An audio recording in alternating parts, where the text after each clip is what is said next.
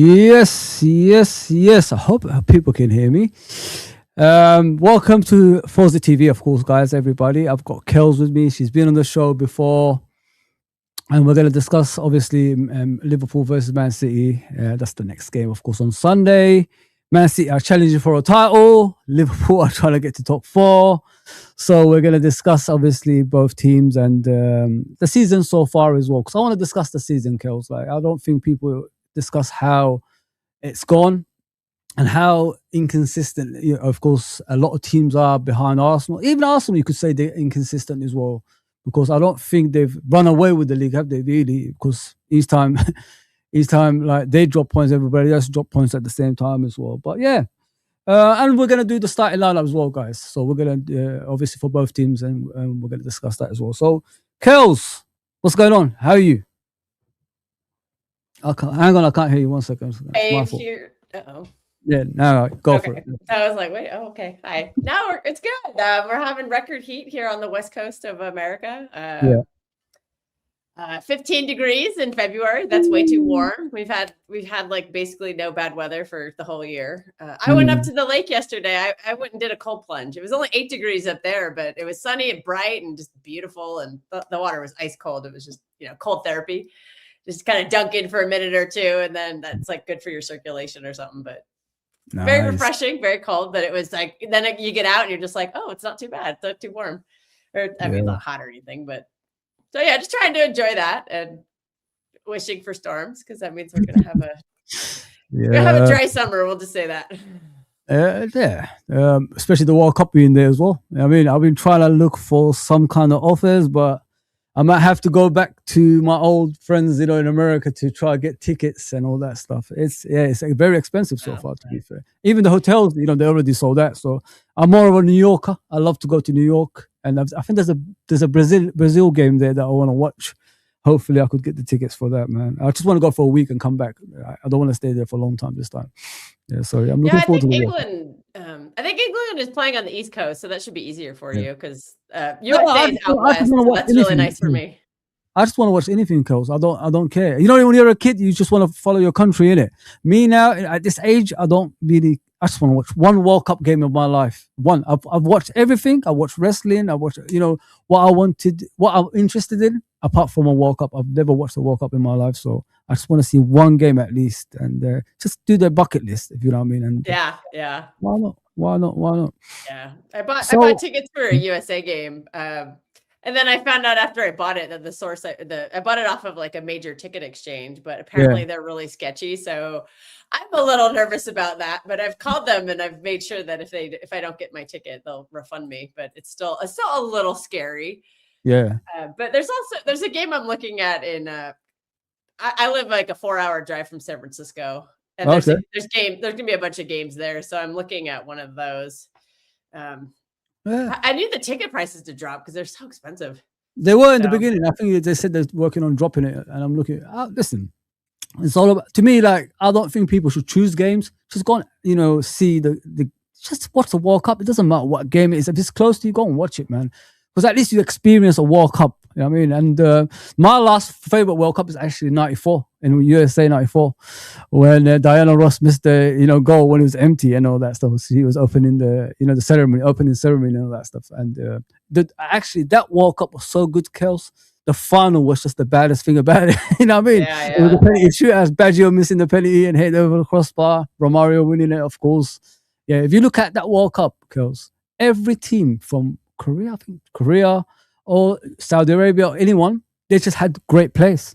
Every team had a great player in their team, and we already knew the players before. Now I can't name any international football players apart from the England ones. I don't know anything anymore. That's how far disconnected we are with football at the moment.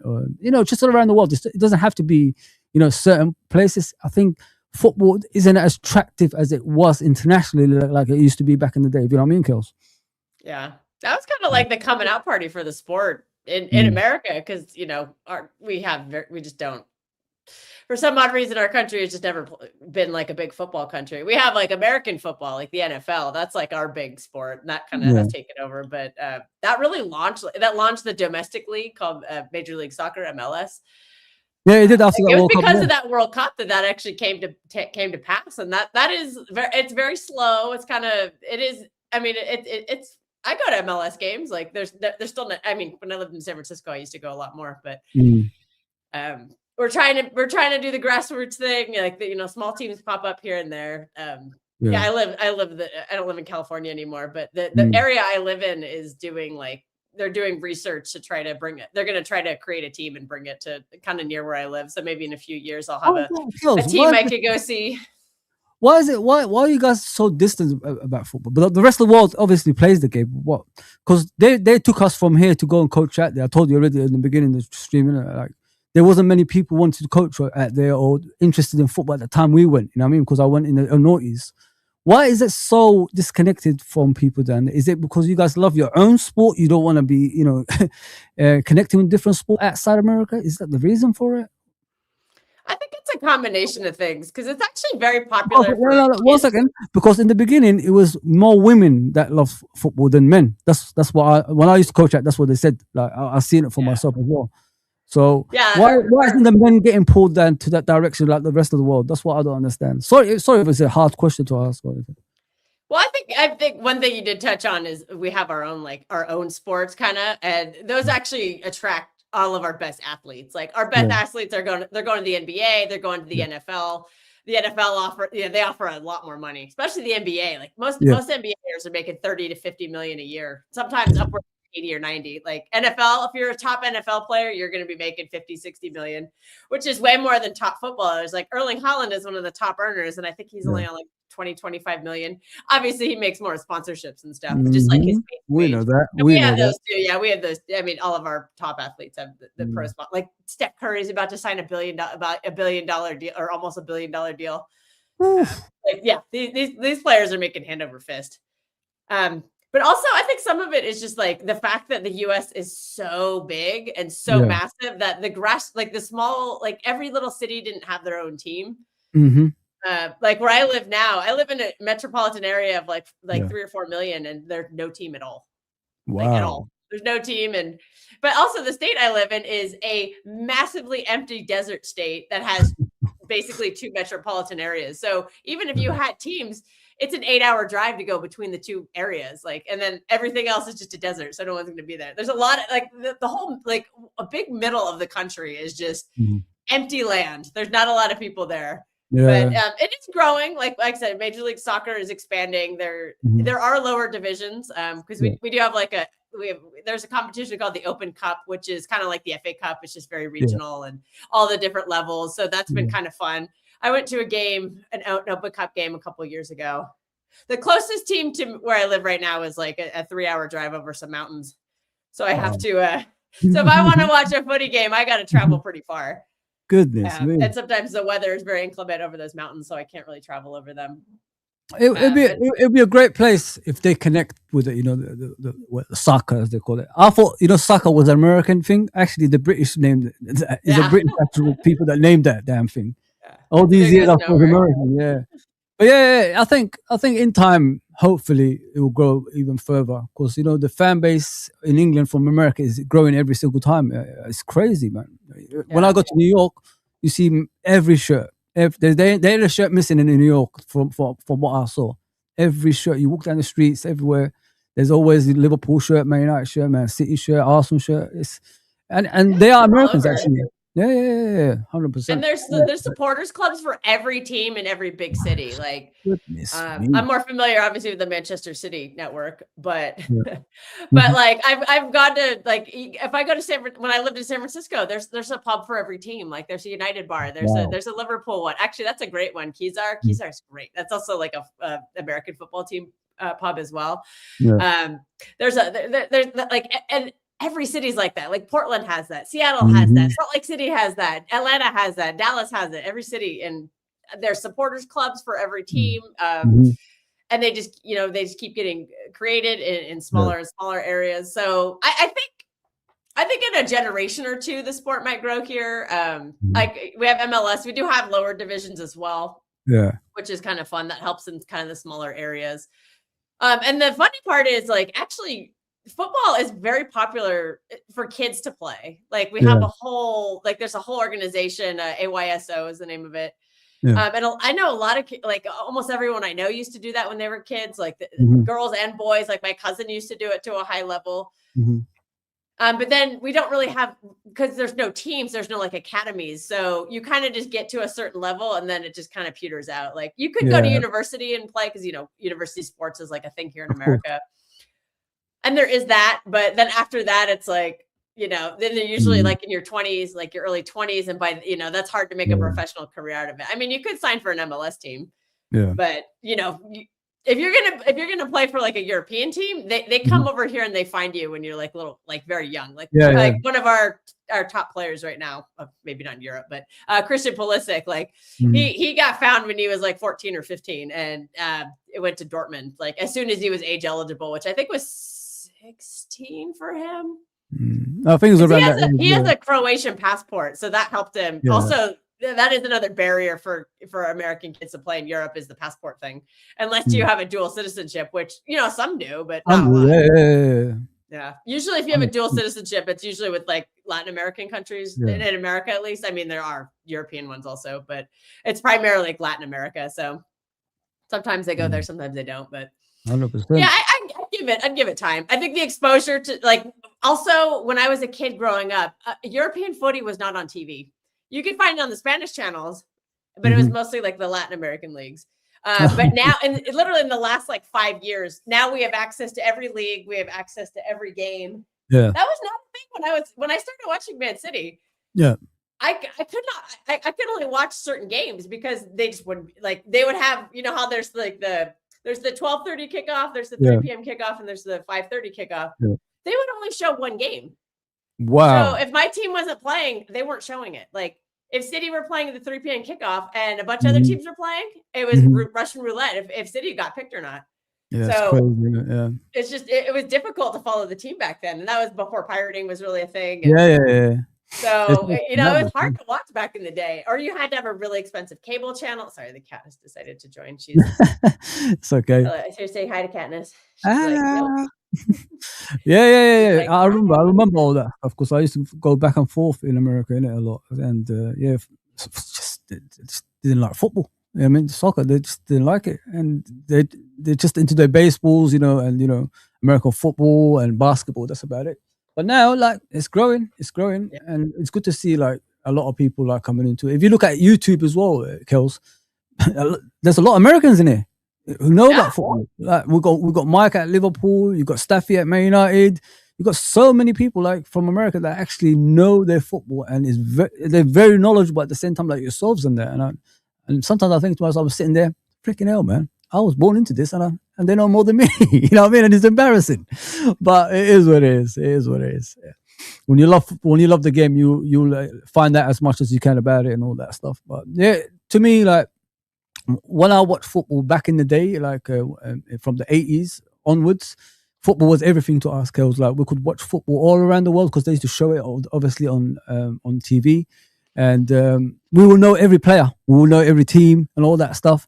And nowadays, I don't think people are as interested as it used to be, and that's why some people are, not into it as much as they used to be. I just don't understand where the game is going. That's why if you're watching the game nowadays, Kels, it's just too much technology rather than just playing proper football. Where's the art of the tackles? Where's the art of the game goal? Where's the defenders? Like I could ask you right now, Kels, name me 5 world class defenders. You can't. Name me 5 world class players. You can't, because this era is different to the era I was at. Because all I grew up with was Baggios, Romarios, Ronaldos, Zidanes. Pirlos. You could name names off your tongue that's world class. Nowadays, it's impossible. It's very, very hard to watch, man. It's scary though, if the football is going down that direction, technology only. But it is what it is. We can't do nothing about it. Life changes every single time, as they say, innit? But the Premier League this season, Kels. What do you think of it compared to other seasons? A lot of people saying it's a boring league considering what Arsenal is doing. But isn't it great to watch different teams winning it and different teams competing to the regular ones that always dominate? What do you think about things like that? I mean, just on the Premier League as a whole, I've watched a lot of it to start the beginning of the season, and I'm starting to taper off. I'm not really watching as much Premier League anymore. I'll watch Man City, but I'll watch the occasional game, like if it's a Bournemouth playing or maybe a Liverpool. Like there's I just think the branding is so bad right now. I just think there's too many teams playing low blocks. They're so boring to watch. And I mean, the showcase of it all is Arsenal Football Club, that I was trying to hate watch for a little while, and I literally wanted to go Oedipus on myself. I hate it. I can't watch them. They're so unbelievably boring. And I don't want to waste my time anymore. My energy is like, I'm watching Ligue 1 right now. Like Ligue 1 is the one that's been turning me on. Sorry, that's a pause. Pause on myself on that one. But Ligue 1 is just fun. I watch it and I know I'm like, I'm not going to see any world-class players. I'm not going to see any unless I'm watching PSG. They're still very fun to watch, but like just before I got on the stream, I was watching a French Cup game. It was Monaco versus Strasbourg, and I was like, "This is great." They're going back and forth. There's no low block. There's a lot of technicality. There's skills. There's pace. Like it was just fun to watch, and that's how I've just felt about France, the French league that I've been watching quite a bit of. But yeah, I mean, there are certain Premier League teams I think are not part of the mold. Like I said, Liverpool. I know they're not going to just shut up shop.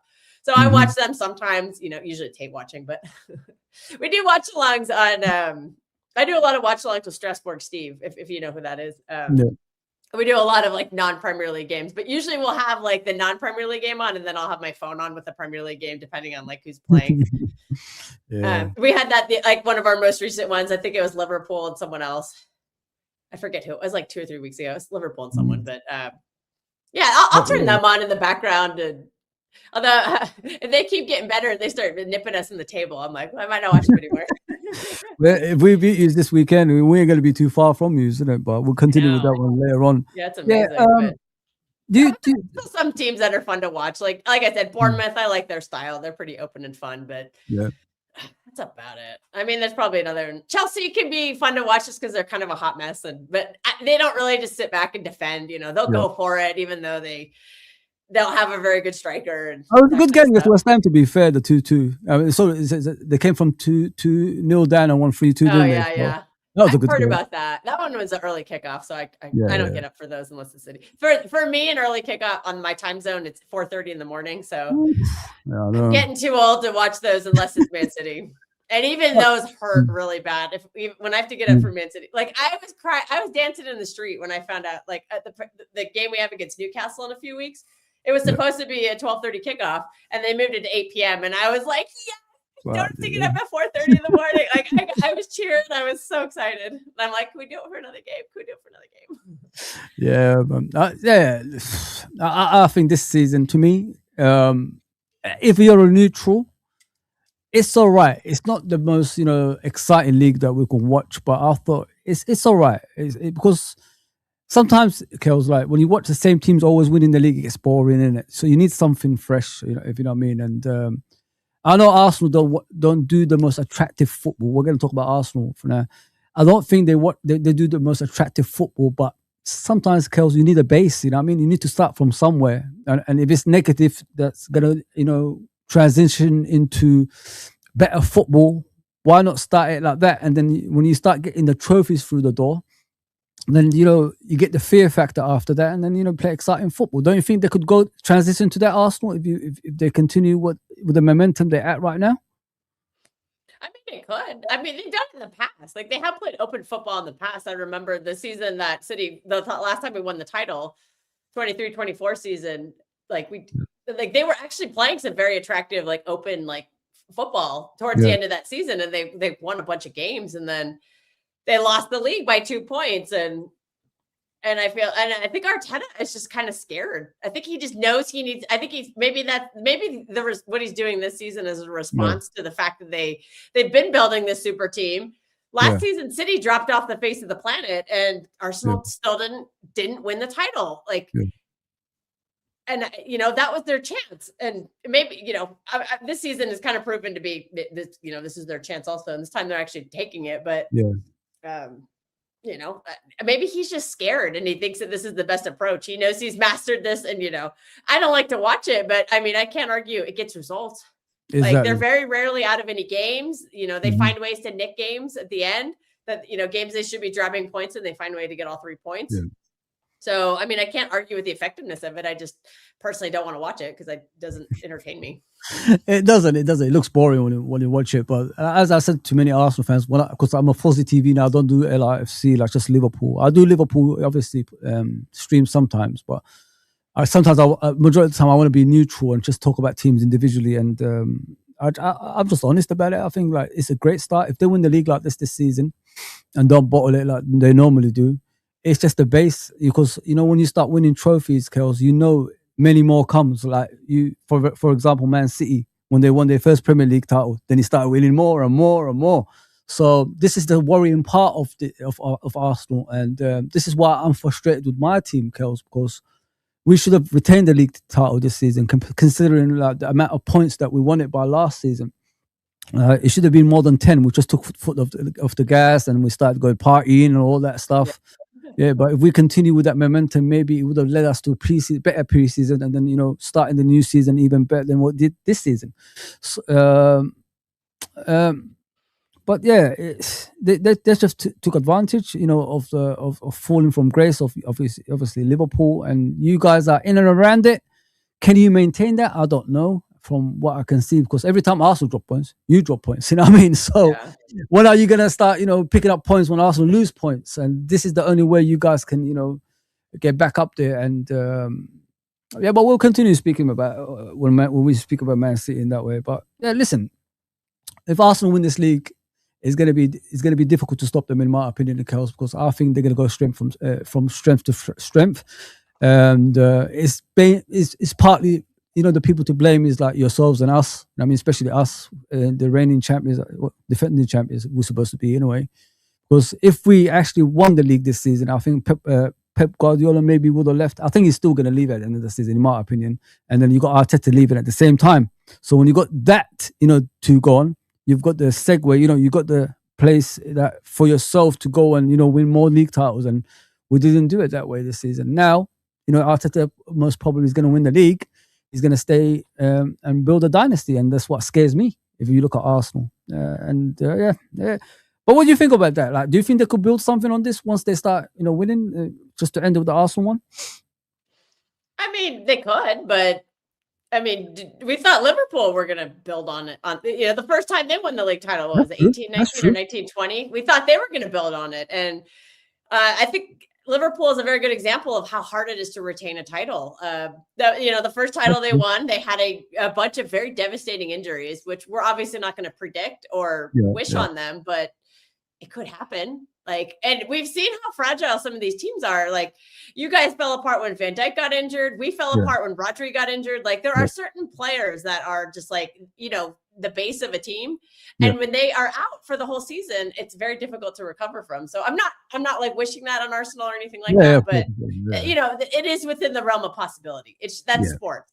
And especially we see these devastating injuries are increasing because there's so many games. Oh, and it's also a World Cup year. So people, there's always there's probably going to be a letdown factor, especially a team like Arsenal. If they do win the title, most of their players are going to the World Cup. So they're not going to be coming back right away if a lot of them make deep runs, because, you need time off. There's never enough time off. And it's really hard to get going from that again. So, don't you think, Kels, like being a World Cup year, a lot of the players have underperformed this season? Because you expect them to do better, right? Because it's the World Cup. You don't fight for the position in the international football, right? Why is the performances dropped so badly this season?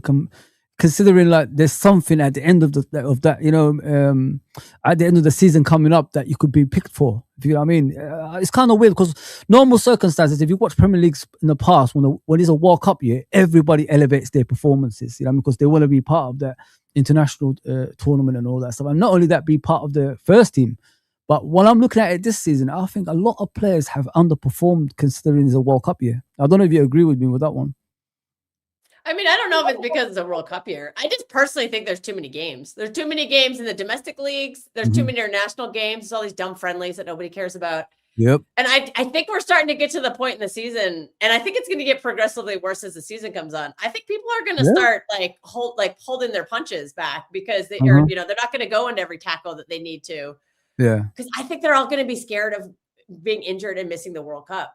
Yeah. And maybe there's just no incentive for certain players to elevate their game, because why it's like this? Do you think that's why it's like this? They're actually not going into things because they're afraid they will get injured before the World Cup? Do you think this is the type of football that's being played right now? Because in the old days, people used to just play football, just to if something happens, it happens, but they still try to play their proper football. But nowadays, do you think that players are apprehensive? Do you think they're not going into things because they are afraid of getting a serious injury before the World Cup? Do you think this is the reason for that? I mean, I can't name any names specifically, but I can just kind of see it being a thing. Because remember the last World Cup, that Winter World Cup, I remember specifically the game or two before, nobody was trying because everyone was like, I don't want to get injured for this. And so I think, we're only in February, but I think in April and May, people are really going to put the handbrakes on. And some people might not be even incentivized to try harder to try to make the World Cup team, because I think there's just some players who just know they're going to be there and they know they're going to start, and they have no incentive to 100%. Be better because they're just going to get that spot. Yeah, I mean, there's a theory in my fan base that Erling Haaland is already looking at the World Cup, and that's why he stopped scoring goals. And I'm like, no, he's just in a rut right now. I watched him yesterday hit 2 directly at the keeper. I think that's just him struggling. Yeah. Do you think you beat them in the cup final, Arsenal? Do you think you could beat them? If we were playing next weekend, definitely not. We are I don't think our form is very good right now, but the final's not until mid-March, and so maybe we'll have some time to improve our form. Yeah. We do have a lot. We're getting some players back from injury, so getting them fit and back in form, like elite players, Ruben Diaz. He's one of our captains, and he's one of our best center backs. So he's finally coming back. I don't know what the injury is. What's happened to him? He had a hamstring thing. He had a hamstring that he had to miss a couple weeks for. It happened in the same game Vardiel broke his leg, so that was a double whammy. Yeah, so that Chelsea game, Vardiel broke his leg, so he's out for probably the rest of the season. And then Diaz got injured in the same game. That's why our defense fell apart. That's why we had to sign Mark Gahey, because we literally had our 5th choice center. We literally had a 5th choice center back. Mm-hmm. We recalled somebody from the championship who was on loan. Yeah. And then our third and fourth center backs are very, very injury prone, and of course they both got injured at the same time. So we literally had no one. we played a couple of games with the 5th choice in the championship guy. we literally had nothing, and so they accelerated the market. Really need them? Did you really need Gahey and Semenyo? I think so. Yeah. Yeah. Our wingers don't score goals at all. Like Savinho doesn't score goals. Oscar Bob, before he got sold, did not score goals. Jeremy Doku. Yeah. Jeremy Doku has scored 1 goal this season. You'll remember that one because it was everybody was telling quite a firecracker against Liverpool, but they don't score goals at all. But you guys were telling me he's here now after that win against Liverpool. You know what I mean? You guys were telling me he's here now. He's gonna start performing. What's happened to Doku now? Is he going back to normal? He's gotten injured. He's been injured. And even when he came back and he just doesn't, he's creating chances. He doesn't score them. Wow. Yeah, for me, I think he's improved from what he was doing last year, but for me, it's still not good enough. If I was in charge of City, I would consider selling him in the summer. I don't think his value is ever going to get any higher. I'd sell him and I'd get somebody in who's better. He's not consistent, is he, Kels? He's not consistent. That's the thing with him. Like, just when you think he turned the corner, it just goes back to his shell again, and it's this shadow of the player that he was, when he was on form and all that stuff.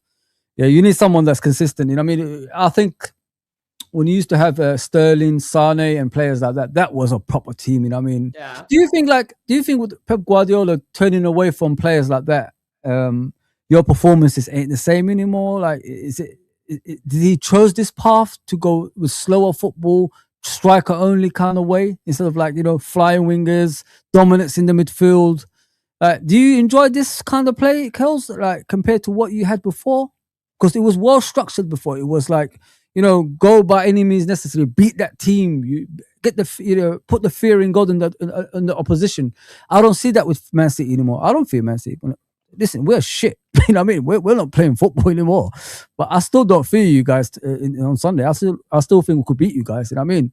That's how I feel about Man City now. Before, I used to, the day before, I'm sweating and I'm worried when I'm watching Man City. But now, I don't know what it is with Pep Guardiola. Is he struggling with the change of tactics nowadays? What is it with him? What's happened to that invisible manager that everybody was scared of? I mean, again, it's just there's a lot of factors. I think number one, we can't play that Sonny Aguero Sterling type football anymore because everyone's low blocking. There's no space, so you can't get out and run. We're trying to do some transition stuff this year, which has had mixed results. But literally, there's just so much defense going on. You just can't play that free flowing football unless you're playing a team that plays a high line, which we do some games. Like Chelsea plays a high line. Mm-hmm. Liverpool are not. They're not super defensive. Bournemouth, they're not super defensive. So there are certain teams where you can play that style, but a lot of it is just defense, and that kind of stuff. And also, I think people are kind of overlooking the fact that we have lost some really talented players in the past. We had that core, that Sane, Sterling, Aguero, Gundogan, Fernandinho, Kevin De Bruyne, prime Bernardo Silva. That core has aged out. The only remnants of that is a Bernardo Silva whose legs are significantly declining. I think his form has been dropping off for a few seasons now. So he plays every game, but he's just way less effective. He's not elite anymore. He's average to good. Like a player when you're not elite anymore, that's a big difference. And we have a lot of young new players. They're developing. There's hits, there's sparks. Ryan Cherky is a very promising player, but he's not prime Kevin De Bruyne, and we had prime Kevin De Bruyne all those years. So dominance in midfield, Rodri looks. Rodri is still coming back from a very serious injury. You'll remember that when Van Dijk came back from his ACL, his first season back, he was very inconsistent. 100%. He struggled, and that's where Rodri is right now. He's struggling right now, and you can tell there's still signs of him there. His head knows, his brain knows what to do, but his body just is not there. I've been through that. Don't worry. When I was playing, the brain doesn't connect with the feet anymore. In your head, you think you can do it, but the feet can't do it anymore. You know what I mean? It's like that. So, and when you watch Bernardo Silva at the moment, it just looks like a player that's aging on the pitch. Yeah. You know what I mean? It doesn't look like a player that's going to improve or is going to turn the corner anytime soon. It looks like it's just aging on the pitch. And it's sad to see because, he's a legend at you guys at Man City. And you don't want to I point this out and I get told I have an agenda. No, you're spot on. Kels, listen, if you spotted that, you clearly know what you're talking about because everybody else can see it. Every rival I ask the question, I say, what is wrong with Man City? Every single one says the midfield. And I think it's true. I think our midfield recruitment has been non-existent because we didn't have to recruit a midfield for 8 years. We had like elite players. You know, Bernardo Silva was elite for a very long time. I'm never going to forget that. Ilkay Gundogan was like these are borderline world-class players. And then we had Kevin De Bruyne, who was world-class and one of the best ever to do it in his position. And we just wrote that for a long time, and it basically peaked at the treble. There was like hints of it the season after. We managed to scrape together a title, but that was literally on the back of 2 players carrying us. And, you know, we have not rebuilt that midfield, and it's coming home to roost. It came home last season when Rodri went out and showed what was left over was just not good enough. And the problem is those players didn't leave for a very long time. And you can't bring in a replacement until those players leave. It's so unlike Man City that, you know, it's so unlike. If Pep had his way, he'd still have Gundogan here. Gundogan's 35 years old. We saw last season he can't run. He'd keep Bernardo Silva till he's 50. Like he would just keep these certain players for the, you know, the players have to get out and leave. And someone in the chat's mentioning David Silva. David Silva left on his own accord. He was like, I'm not good enough for this level anymore. He recognized his skill set was declining, and he went to Spain. And he actually thrived there for a long time. He only retired because I think he tore his ACL at like age 37, 38. But he played for a long time back in Spain. So, you know, Kevin De Bruyne went to Italy, and unfortunately the injury problems kind of KO'd his season. He still has. I think we just rode him into the ground, and there may not be any recovery. But it's unlike Man City though, Kels. If you think about Man City, like from the time you became successful with Pep Guardiola as well, I like the way you used to do things. I don't want to give you guys compliments, but what I used to like is while the players is something similar to old Liverpool, while the players were still there, you know, aging, you got the next generation after them already at the club. So it was a smooth transition like Fernandinho and Rodri. You get what I'm saying? That's how it used to be with Man City. All of a sudden now you don't see things like that with Man City anymore. I don't think you do. I don't know if Rodri was a smooth transition. No, but I'm saying, but look at the quality of the players that you brought in at the time. Because Rodri, it took him time to get to what he was. So, but you still had Fernandinho there to, you know, nurture him, if you know what I mean, Kels. As soon as Rodri came to his own, then Fernandinho left, and and Rodri took over. And that's what's missing from Man City whenever I watch you guys now. Like, it's like you're buying players, well, I'm watching you now, what Liverpool used to buy. You know what I mean? And we're buying what you used to buy. You know what I mean? It's just something's changed at Man City, in my opinion. I don't know. I've said it for a while, Kels, and I said it on Judge Mo's channel. I did say to you guys, when I'm watching Pep Guardiola's body language, that looks to me a guy that's overstayed as a manager. You probably disagree, Kels, but I think he's overstayed as a manager. He's not even, if you look at him in previous clubs, he didn't really stay there that long. That's the kind of manager he is. He doesn't want to like keep doing the same thing again and again. He wants to go to another club and, you know, teach them these things that he already has. I don't think he's got a lot of tactics like can change for outside the pass and, you know, move kind of football that he used to do. Because now you look at him, you're losing to anybody. It doesn't even matter who it is. It could be the bottom team, it could be the middle team, it could be the top team now. Like, it's just not Pep Guardiola like anymore. That's how I see it, because you probably disagree with me with that one. No, I do agree with some of these points. Like, I especially agree with the body language points. One that really stands out to me was during the derby at Old Trafford, we were down 2-0. Yeah. He didn't stay on the sidelines. He just went and sat down behind the bench and didn't do anything. I was like, what are you doing? The game isn't over yet. Like, you still have to coach these players. Yeah. Like, there are moments. But then yesterday, he was like, like a little kid again, very excited to get to a cup final. So it's just very inconsistent for me. And I think he's really struggling to figure out what to do with these players. Because also part of the issue that nobody wants to recognize is that we also lost our long-term sporting director. And I think towards the end of his tenure, he left, I think last summer he was kind of helping out a little bit. But the other guy that they brought in had kind of, that was his first summer primarily. The other guy was just kind of helping with, you know, behind the scenes stuff. But towards the end of Tiki Bergestein, towards the end of Tiki's like tenure, the strategy became very questionable. Like, we weren't bringing in new, you know, like the summer before last season, right before, you know, before Rodri got injured that season, we brought Ilkay Gundogan back at age 34. And then we brought in Fabinho. That's all we did. We knew we needed to refresh, and we didn't. We just did nothing. Yeah. So I can blame that. Part of that can be blamed on the sporting manager for me. Like the sporting director, he needs to keep refreshing the squad, and he just kind of failed to do it. The rumor is that Pep said, "I don't want any new players. I'm going to squeeze the juice out of these lemons." One last season, and it backfired. We struggled, and the only reason the season was saved is because we had to go out and spend big money in January. That's the kind of stuff we should have done in the summer. Maybe players, I don't want to call them panic buys, but maybe players who could have fit a little better. Because, like, I look at Omar Marmoush. I love Omar Marmoush. I think he's a very good player. He's a lot of fun to watch, but I don't see him fitting in under Pep at all. So that to me, I'm like wondering, like, why did we buy him? Because, like, he's a second striker. Pep doesn't play with a second striker. He tried, he kind of carried us the last season. He's not really a striker, but when Haaland went down, he did kind of carry us. And so this season, it's just been. He's had a very up and down year. He played a little bit, then he got injured long term. Then he went to AFCON, so he's barely played. Haaland has had to play 90 minutes every game. He looks exhausted because there's literally no one to back him up.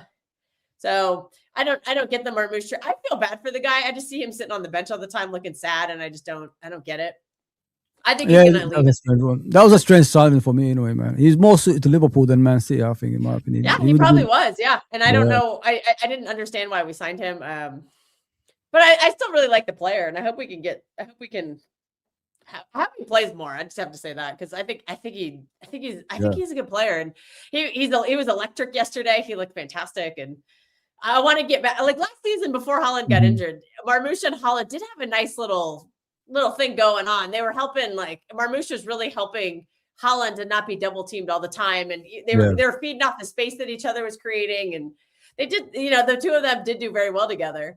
So I would like to get back to that because we're having trouble scoring goals despite our potent offense. Like, I did not expect Brian Turkey to score as many goals as he did. I thought Foden would score more and he hasn't. Doku, obviously, I thought he was going to score more goals. I think he has 3 in all comps. I mean, for me, that's just not good enough. Like the wingers have been absolutely dire. They have not been producing. What do you think of this player, Kels? Reinders? What do you think of him? I don't know what to think of him because there are some games like yesterday. I thought was one of his best games, but I think he was misprofiled. I think there is a quality player in there. Yeah, but I don't think it's an 8, and I don't think it's a 6, and that's what he was kind of advertised. I have no idea. When I'm watching him, I'm thinking like, what's he doing in this team? Like, what's the point of him? I knew he was all right at AC Milan, but that's Italian league, Kels. Yeah. But in the Premier League, it's different football. You know what I mean? And is this Kevin De Bruyne's replacement? What is he like? No. I think they want him to be a gun-to-one replacement. They want him to be a box-to-box. And the problem is he as tall as he is and as physical looking as he is, the guy you just blow on him and he falls over. Like he has very weak for his size, awful off ball. I'm just gonna say that. He doesn't win duels, he doesn't tackle, he won't do anything defensively. I think that's a big reason we've struggled is we keep putting him in the midfield and he keeps struggling. But I mean, there are games like for now. I think he's been the least useless when he plays behind Haaland, like in that 10 role. Like yesterday, he was the 10. Yeah. Maybe false 9-ish if you wanted to kind of count that, if you thought Marmoush was the 9. And he looked very good. There was plenty of space to run into, and he ran through it beautifully. But we just don't see games like that. Whenever it's a low block, he struggles. So there's games that he'll be useful in. And despite me thinking how come see come saw he is, he's one of our leading goal scorers and he's on pace to get like 20 G&A while everybody's saying he's been crap. So I mean, maybe he's not as terrible as you think he is, but he does scream out to me as a kind of player who could really blow up next season. Like maybe the classic like first season. Yeah, some players are late bloomers, and it takes them a season to get to their best because sometimes what you got to realize in the Premier League, it's a difficult league, Kels. You don't set it in straight away. Sometimes it takes you a whole season to understand what it's all about, and then eventually come to your own. And I think maybe that's what he needs. And I'm looking at this player, like I'm disappointed to Kels. I thought like from now, like going forward now, he should be the player everybody wanted him to be. But it's in and out. Like it's just not. He hasn't got that consistency about Phil Foden, and I don't know what people are defending him defending when they defended him, Kels, because he doesn't do the basics right. You know what I mean, and that's how you become a better player. When you get your basics right, then you improve on certain stuff, which will make you a world class player eventually. And when I'm looking at him, something is missing. A lot of stuff is missing. Go on, Kels. Sorry. What basics is he not doing correctly for you? Well, when I watch him, first of all, I don't know where he plays, because 1 minute he's playing on the right, next minute he's playing behind the striker. What I'm expecting from him, Kels, is like to be the person that wants the ball more, the person that opens up the opposition. That's his game. That's what should be his game. You know what I mean? He's the one who's taken over from the previous players that's gone, like the Bruyners, the ones who used to do things like that. That's what I want him to start doing right now. But we're still waiting for him to be a consistent player, and he still hasn't got there. I don't know. You probably think he got there, but from an outside point of view, and I'm watching him, I think he's been disappointing. Because how can you be the player of the season 2 seasons ago to this all of a sudden? You know what I mean, Kels? Like, it's just too much of a drop off. I thought that time when he became the player of the season, he was impressive. I thought this is the time he's going to push on as a player. But has he pushed on, Kels? Well, where was he playing when he won Player of the Season? What position was he behind playing? the striker, wasn't he? Something like that, yeah. Yeah, so he's playing behind the striker. And we all know that behind Erling Haaland, there's going to be a lot of chances to score goals. Yeah. What did I just say about Tijani Reinders and where his best position is? I said he was behind, when he plays as like a 10 or behind Erling Haaland. That's when Tijani started scoring a lot of goals. So if Tijani is playing there, that means Phil Foden can't play there. So Phil Foden has to play somewhere else. So he's played off the left a little bit. Are you saying it's not his fault? Well, is Phil Foden picking where he plays on the team, or is the manager? Okay. All right. So Phil Foden has to do what the manager says he has to do, or else he doesn't play. So the manager is saying, you don't get to play in your best position. You have to play somewhere else. So he plays on the left wing. Yeah. And also, increasingly, in a lot of these games, he's playing further back. Yeah. I don't know if you watched the game yesterday, but he was playing much further back. For me, I thought he had a very good game yesterday. I mean, not very good, but I thought he had a good game yesterday. I was impressed with his performance. I think he was the one kind of linking the play. He and Nico Gonzalez particularly had a very nice back and forth to each other. So Nico get Foden the ball. Foden would get the ball to Tijani Reinders. Yeah. And that's actually happened quite a bit this season. Phil Foden is playing further back. And I think people are just expecting him to score a lot of goals when he's playing further back. I don't think it's a lot of goals. It's the creativity and being more dominant in the game. That's what we're looking for. He's 25 years old now. He's no longer a baby. You know what I mean? He should have a settled position. I know that what you're saying, it's not his fault because the manager puts him in different places. But why isn't he forcing, the manager saying to, mate, I'm 25 years old now. I'm going to reach my prime in a couple of years' time. So I need to find a position where I'm consistently performing, because I'm not performing for you guys, and I'm not performing for the international team either. So he needs to man up and start telling the manager, you gave Kevin De Bruyne a position and he was consistent in it and he was the best in the world in it. Why can't I have the same kind of position as well? Why do I have to still at this age go around the pitch every single time? You get what I'm saying? I don't know if it makes sense, Kels. That's what I say. At his age, he's 25. He's not a kid. He's not a kid no more. He's not. I mean, so he needs to start putting his foot down and say, I want a position in this team where I could consistently perform in a high level. Simple as that. Players can do that. You know that. Players can tell that to the manager. Well, they can, but you say that to Pep Guardiola, you get a one-way ticket to the bench. Or you get a one-way ticket out of the club. Oscar Bob went and knocked on Pep's door and said, "I want to play more." And Pep Guardiola sent him to Fulham. Did he really do that? Yeah. Wow. Yep. That's Pep Guardiola for you. We came up with an interesting theory yesterday, because when I was watching that game yesterday, I was watching Foden and I was like, this feels like what Bernardo Silva does. He doesn't, because when you think about Bernardo Silva, what is his position right now? There is none. Because he'll start on paper somewhere, and then he's just running everywhere. He runs to the wing, he runs to the left wing, the right wing, he's behind the striker, he's picking the ball up from the keeper. That guy's everywhere. And I don't think Phil Foden did it to that extreme yesterday, but he was doing that in the midfield. He was on the right, then he was on the left, then he was, then he's helping facilitating the play to Tijani, then he's back with the pivot, getting the ball, and he's just doing everything all over the midfield. And so the theory that I was on another panel and a city panel after the game, and we're like, maybe that's what Pep is going to try to do with Foden. Maybe he's going to try to turn him into the Bernardo Silva. But Bernardo Silva's contract expires at the end of the year, and I keep hearing from my fan base that we can't play football without Bernardo Silva. So you might as well have, if you have a replacement in the squad, you might as well get him ready and have Bernardo transfer his knowledge to him and stuff. It's a theory. Yeah. I'm not sure, but when you think about Foden over his entire career, where he's played as a left winger, he's played as a right winger, he's played as a false nine, which is probably some of his better seasons. Because he's a goal scorer. I don't think he's ever going to be a Kevin De Bruyne creator. I don't think he's ever going to create like Ryan Cherky, but he doesn't have to. I think he's a goal scorer, and we'd like him to be further up the pitch. But for some odd reason, Pep is not doing it. Pep is telling him to play further back, and I think people are just judging Phil Foden strictly on GNA, and they're not realizing that the role he's being asked to do right now is not a GNA role. Yeah, and so then they're like, well, what's he doing? And it's like, if you watch the game, you can see what he's doing, but I think Phil Foden is one of those guys where I'm not even like trying to say you're doing this, but like I've talked to other rivals and they're all the same. They all think the same. Neutrals, a lot of them just really judge Foden on GNA. So they just assume if he's not scoring or assisting that he's not doing anything. And there's been quite a few instances this season where he's the guy who gets the assist before the assist, kind of we call it the hockey assist in America. Yeah.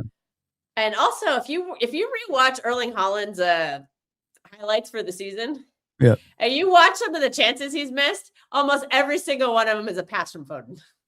I remember. Every time Foden tees up Haaland misses. So Haaland, I think Foden could have 8 more assists if Haaland could convert these. I remember because I remember the Foden ones and I remember the Wirtz ones. Remember Wirtz? They say he didn't create anything, but he's creating chances for other people. They're not scoring goals. I mean, so it's the exact same argument with Foden. Yep, exactly.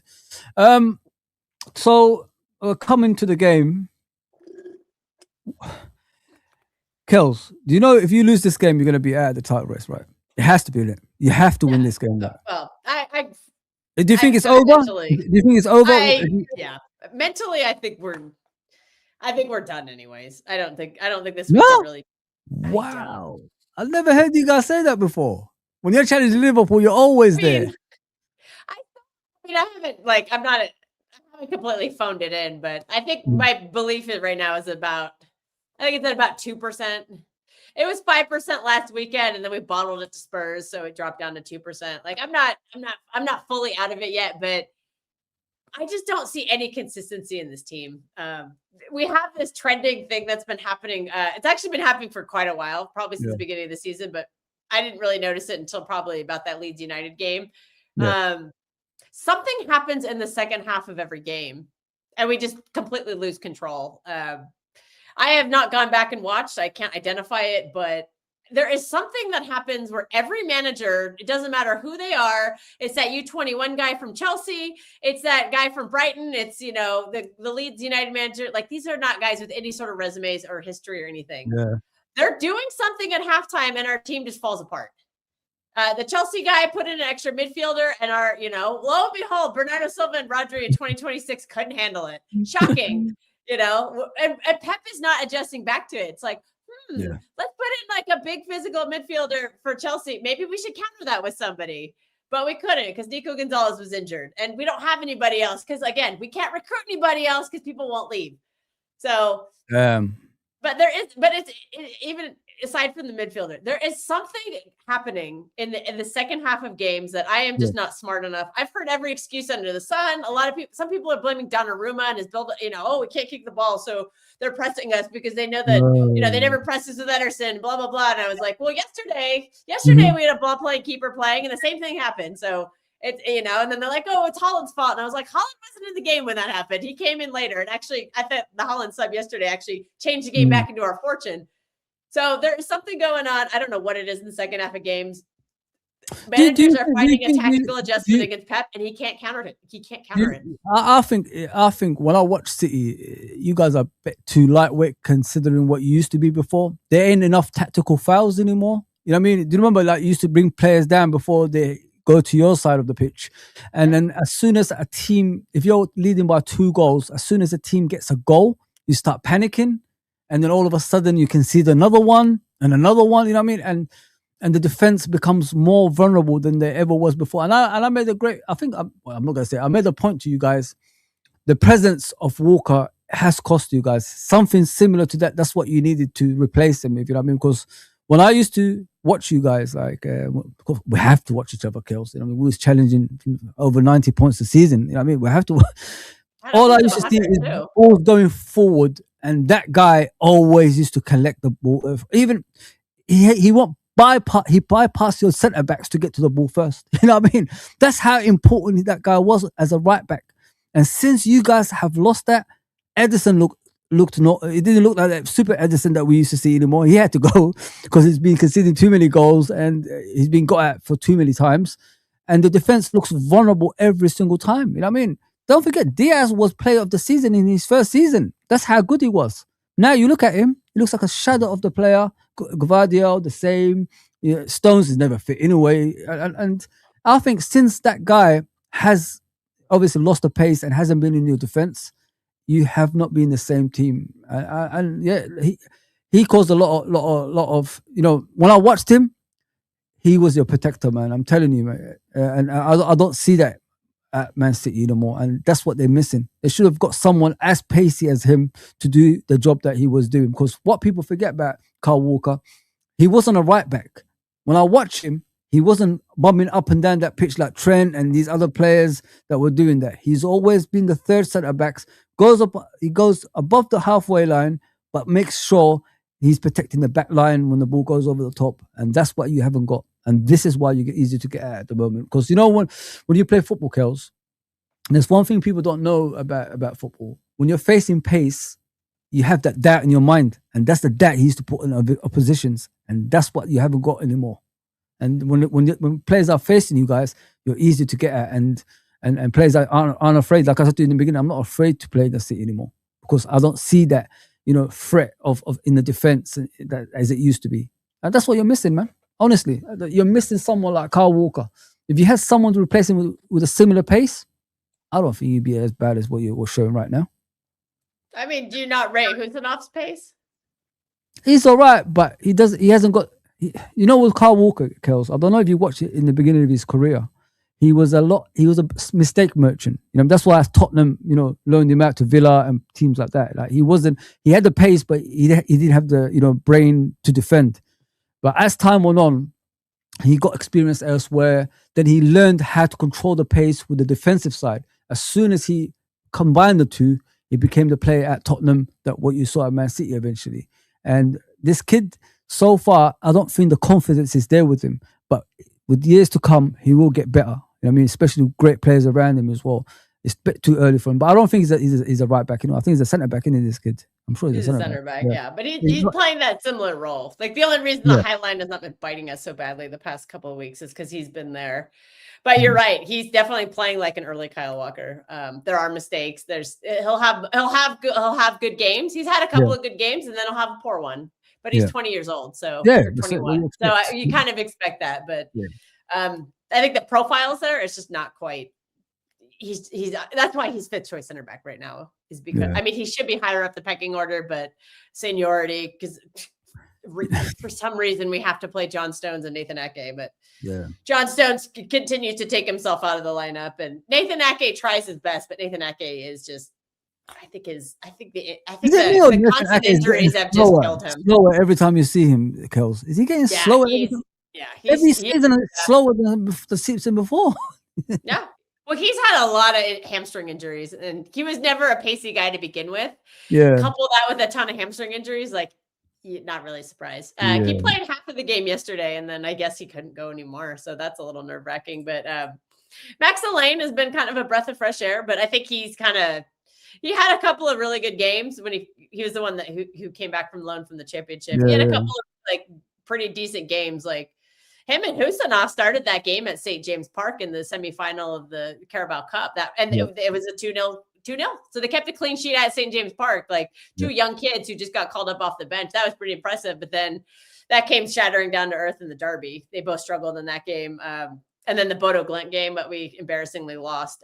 He had a couple of really bad errors in there. So yesterday was the first time we saw him since then, and he still looks a little nervous. So I'm not sure about him, but Gahey coming in kind of takes the pressure off of him, so he can come in. How's he been? I haven't watched him. How's he been, Gahey, so far? Well, he's played 2 games. We keep having games that he's not eligible for. So he wasn't eligible for either Champions League game. He wasn't he can't play in he wasn't able to play yesterday in the Carabao Cup. They had to clarify that for us. He came in after the first leg. The first leg happened, and he can't play in the final either. There's apparently they tried to apply for it today. So we've barely seen him because and I don't even know if he can play in the FA Cup because he got tied with Crystal Palace. Remember, they lost that game to Macclesfield Town. He captained the team on that one, so I don't know if he can play in the FA Cup. So we've only seen him twice. The Wolves game, I thought he was, it's Wolves, so I can't take too much from it. But I thought he did, like you said, do the basics correctly. He did all the basics. Very nice ball at the feet.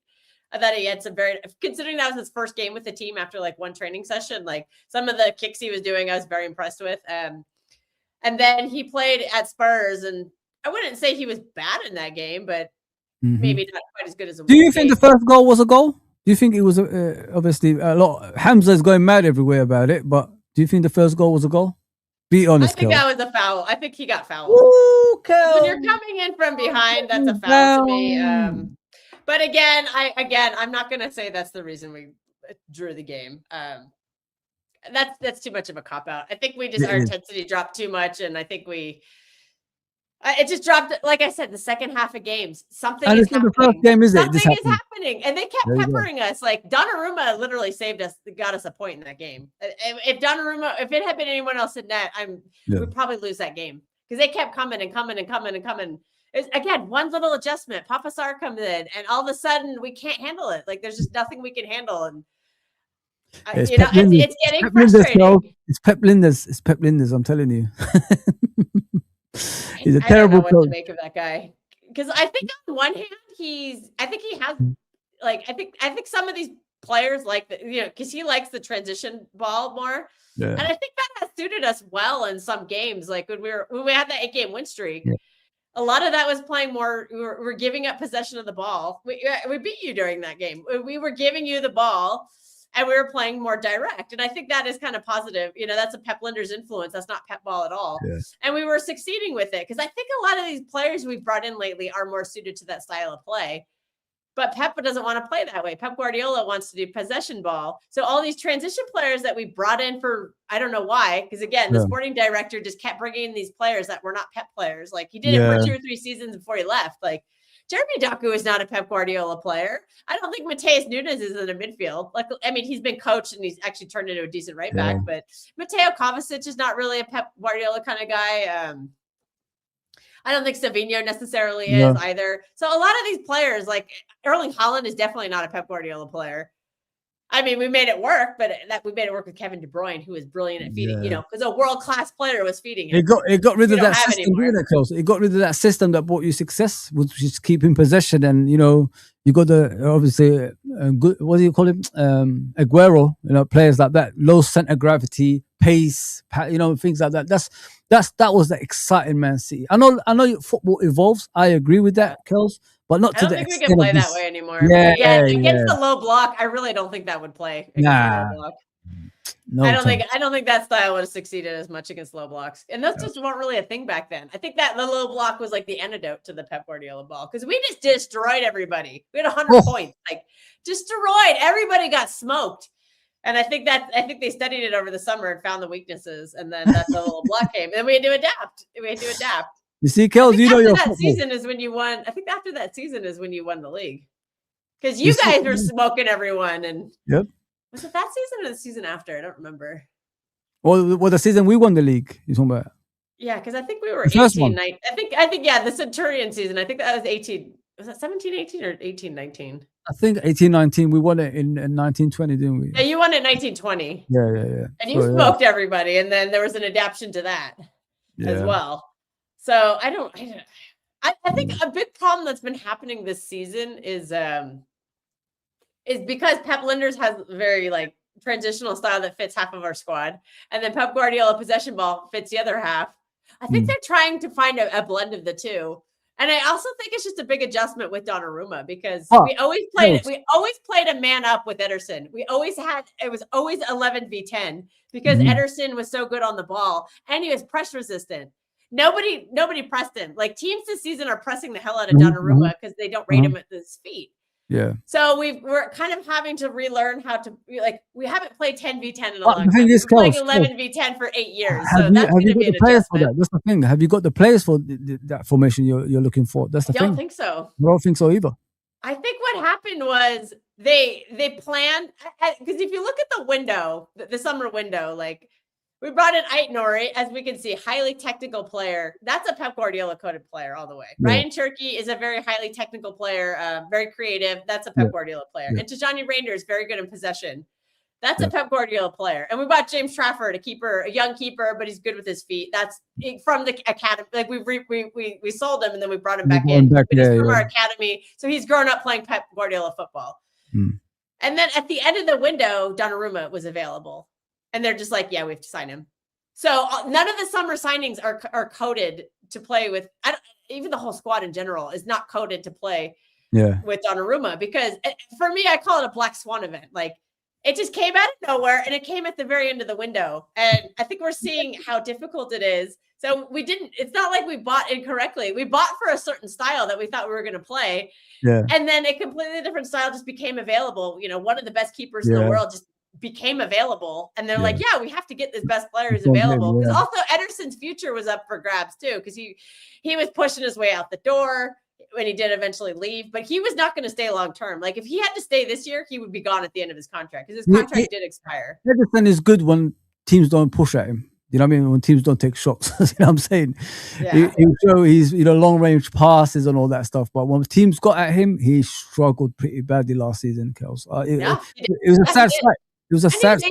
Out of it. His head wasn't in it. Our fan base turned on him. It was actually really disgusting. Yeah. Getting death threats. Yeah. Because he missed a shot. He missed a chance. And yeah, it's really pathetic and embarrassing. And if I was him, I would have brought charges. Like his wife is getting like his wife has her Instagram and she's posting pictures and they're like, get out of here, get out of my club. You need to die. And I'm like, whoa, this is just football, guys. It's just football. It's not that serious. Relax. Oh no, you win some, you lose some. It's entertainment. Like that's crazy, man. That's crazy. Yeah. So he got chased out the door with pitchforks. And he wanted to leave. His head was not. You forget about what he did in the past. You forget what he did for you guys in the past. I mean, when the Champions League, when the Premier Leagues. Lord of mercy. I'll never forget that. Now, and to be fair, his best game ever was that Champions League final that we won. Yeah. He was making save after save after save. Oh, you got to rewatch that. Some of those chances he was saving, I was like, you've never done this before. Lukaku near the goal line or something? Did he make Lukaku, there was a Lautaro Martinez chance, and after Kanji made a bozo move. Yeah, there's a couple of them. Ruben Diaz was also really huge on one of them as well. Yeah. I think it was Lukaku again. Yeah, Lukaku came on and just was playing for Man City. He wasn't playing for Inter. And even the last kick in the game, it was a corner. Ederson had to make a very tough punch, and he did. And he was outstanding in that game. I honestly, I thought he should have been man of the match in that final. Yeah, but obviously, they gave it to Rodri because he scored the goal. 100%. But Ederson was excellent. That's the only time he's ever done that, though. But one thing that's really interesting about the Donnarumma thing is it's kind of as the season reflects as a whole for City is like Ederson is the kind of keeper you have to win a league. He's not really a cup guy. And like, despite the fact that we have won a decent amount of cups, a lot of it is because like our backup keepers played in the cups. Yeah. And, we had this great team and we only won one Champions League. Because I don't think Ederson is built for cups. But Donnarumma is the opposite. I think Donnarumma is not really the league guy. I think he's the cup guy. And it's kind of interesting on Man City performances this year. I think we've been better in the cups this year. Obviously, Donnarumma doesn't play the FA Cup or the Carabao. That's been James Trafford, and he's been excellent. But Donnarumma has started all these games for the Champions League, and we did get top 8 by the skin of our teeth. Yeah. Which is a vast improvement from last year, because last year we barely qualified for the playoff because that was in the middle of that disaster run that we won in 14. Yeah. You lost so to, you lost to Donnarumma PSG, has been didn't you? much I think better you in lost the to PSG, Champions League. didn't you? I think you lost to PSG, did you? I'm sure it's PSG you lost to in the Champions League. We lost to them in the last The game of the last to barely qualify. We played Real Madrid in the playoffs and we lost both legs. So I remember. Yeah, we bottled it at the end of the game at the Etihad, and then we had to go to Madrid for the second leg, and that was no, that was embarrassing. I think Haaland was injured. Nico Gonzalez was playing like his second game ever for the club, and they're like, "Yeah, go to Bernabeu, trying to salvage this." Like, yeah, right. How much you have changed, didn't it? was playing. Vardial had a complete shocker against Mbappe. Like, it was just a disaster. Man City had the bench back in the day. Now they don't have no bench. I mean, it's crazy. It's crazy because you had to play. You had, every position you had it covered in back in the day. Kels, like if Aguero goes out, you got what's his name? Dzeko, yeah. Carlos Tevez, and we had, at one point we had Dzeko, Aguero, Balotelli, and oh my! Wait, I said Tevez, I said Dzeko, I said Aguero, and Balotelli. Yeah, we had 4 strikers at one time. And you had Haaland, Alvarez as well. I think it was. I don't know about you, Kels. I think it was a big mistake getting rid of Alvarez. I like him. I really like Alvarez because he can play in like 3 different positions, and he would have been suited to you guys more than Haaland, in my opinion. I know like everybody loves Haaland, the goals and all that stuff, but sometimes you got to look at the team as a whole, how they can connect with each other. And I think Alvarez would have had that connection with everybody else. Bit of Aguero, bit of Haaland. I mean, together. Come on, Kels. You can't be he had everything. If you want him to play as a number 9, he'll play as a number 9. If you want him to drop off to play as a number 10, he would have played as a number 10. And that's how good this guy was. I was shocked you actually got rid of that guy. What a shame.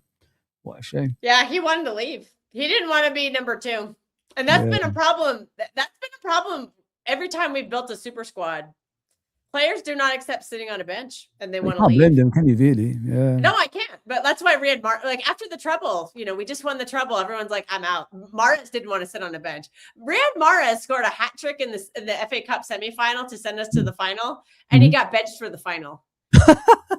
He got benched for it. He got benched the next game. He was a bench player. Jack Grealish, bench player. He didn't want to be a bench player.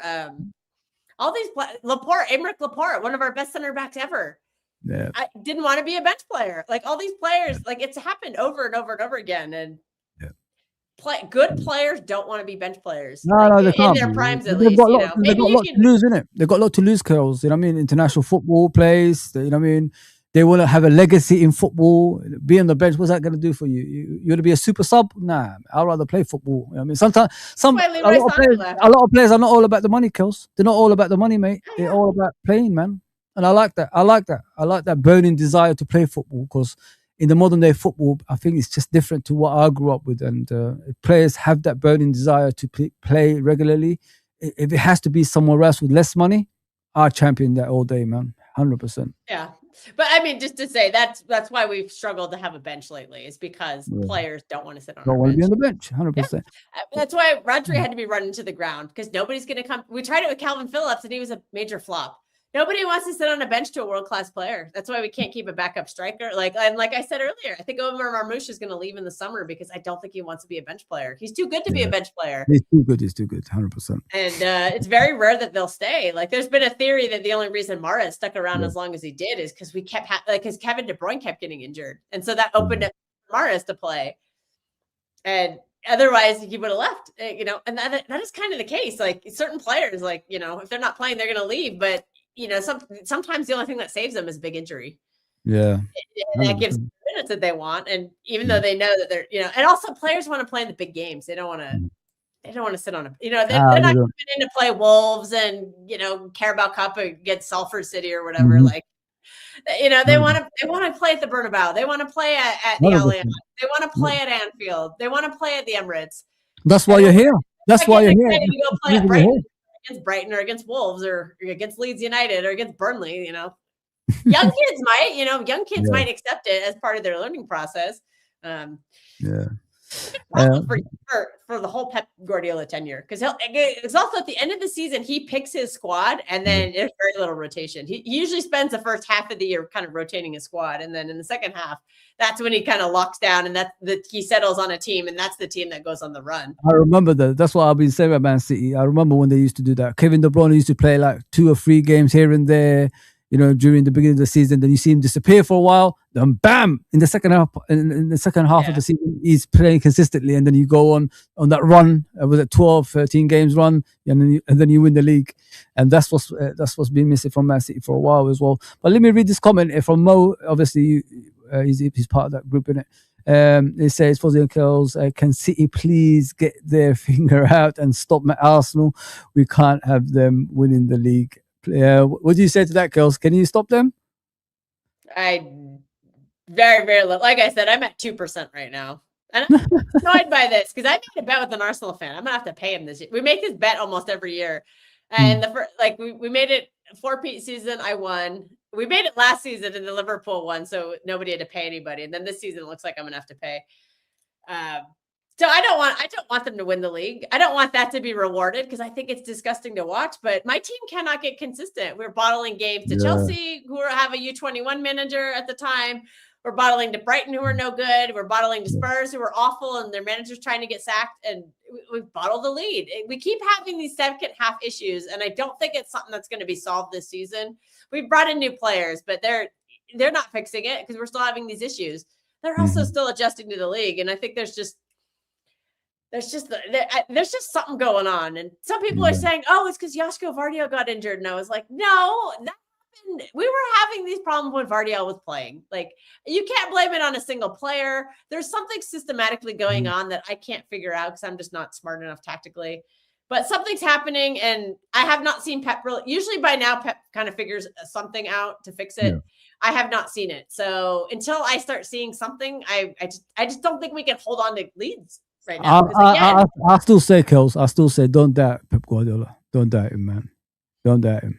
Well, if he's too busy, he's flying to Barcelona making political speeches. He's sitting down behind the bench, behind the little wall at Old Trafford, just kind of like, not even paying. Like, what are you doing? I want to watch this. Like, are you getting in? Like, I don't know what he's doing half the time.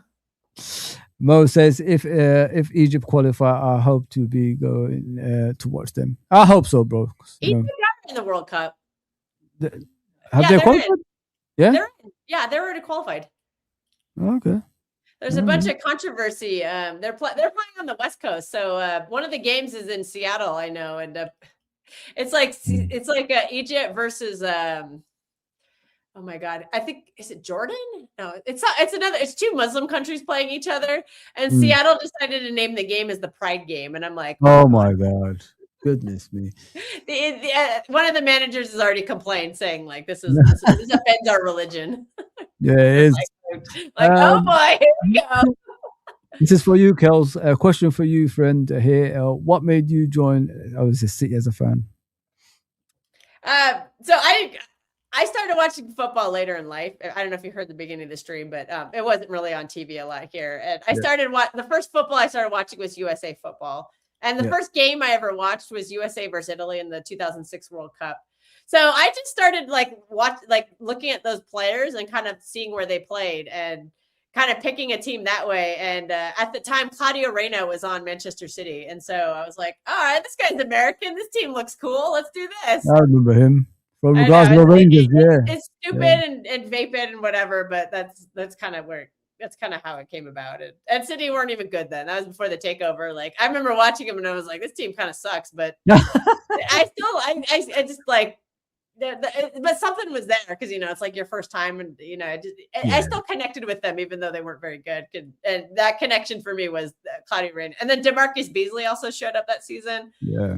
After Reyna left, and so I was like, yeah, DeMarcus Beasley, like another American, like it just that's what it was for me. It was just and I know it's kind of a stupid reason, but that's what it was for me 20 years ago. 20 years ago, geez. Yeah, 20 years ago. Oh damn! 20 years ago.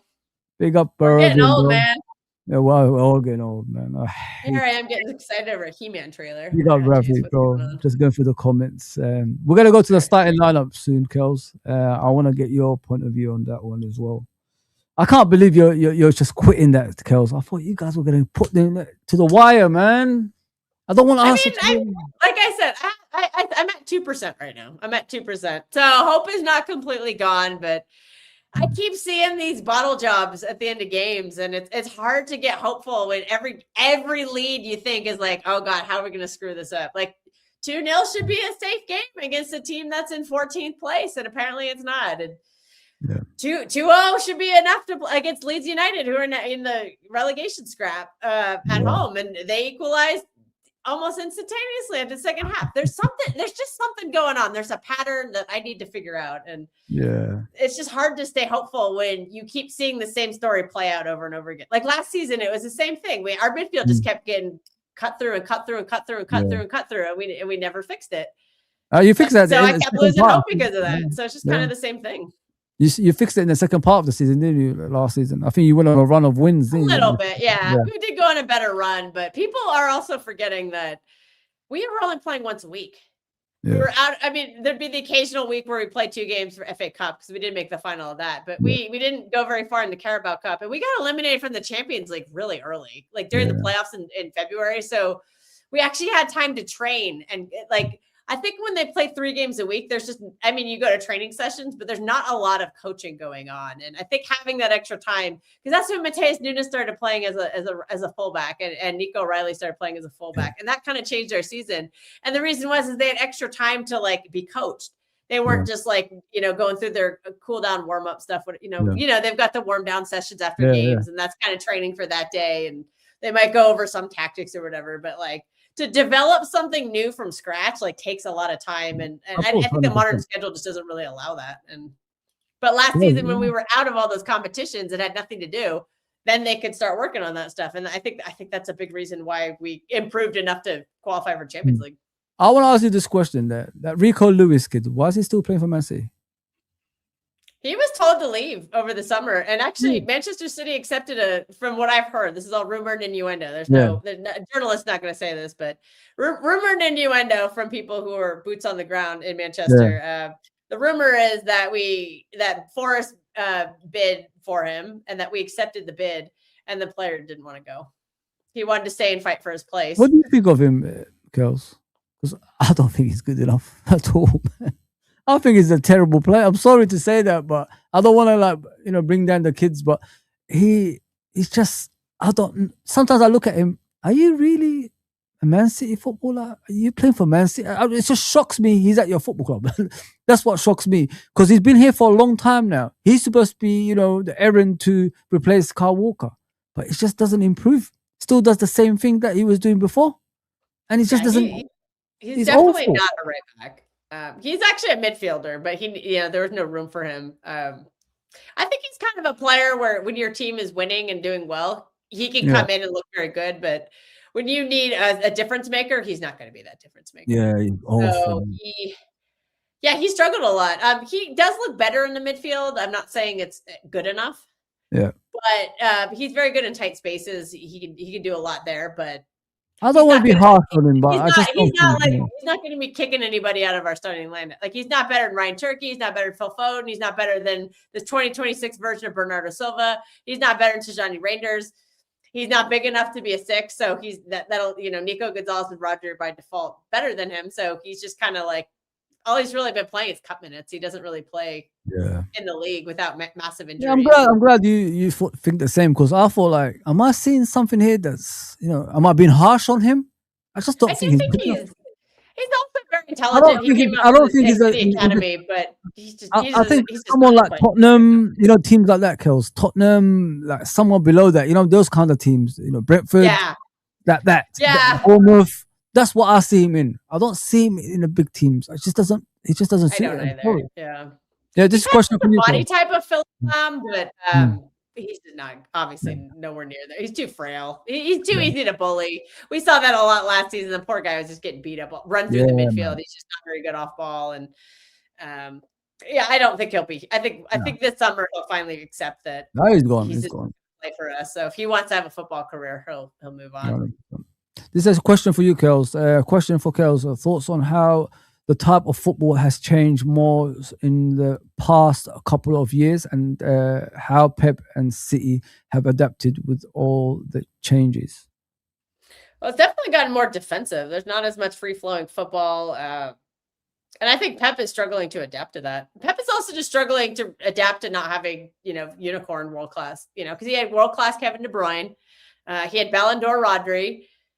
He had Ederson, who was a unicorn as a keeper because of his, the way he plays with the ball going forward in the league, more in the league. Yeah. I'm commenting more on the league. So, I think he's had to adapt to all those changes just on his team. Yeah. His good players, even Bernardo Silva's a unicorn. That guy it plays everywhere. He can play. He plays as fullback. He plays as a winger. He plays in the midfield. Like he probably plays a false nine. So that guy's kind of a unicorn, and his quality is declining. And so I think Pep is just struggling to deal with he's been so used to those players being brilliant for so long, and these new players are not as good. They need to be coached to be good, or some of them may just never have it either. Certain players just have it, and you can't replicate it. Yeah. And I think he's just struggling to adapt to where it's going. I think the loss of technicality on our team, he's struggling. I think that's what he's really struggling to adapt with, is that we have lost a lot of technical players on our team. And the ones we brought in are still very new. And he's had to rebuild the whole team. If you look at that game yesterday, we had two players who were from the treble team, which was Ake and Foden. Yeah. And then we had one player from the four-peat season, Mateus Nunes. So Foden's been here 8 years. Ake's been here, I think, 5 or 6 years. And then Nunes, this is his third season. Yeah.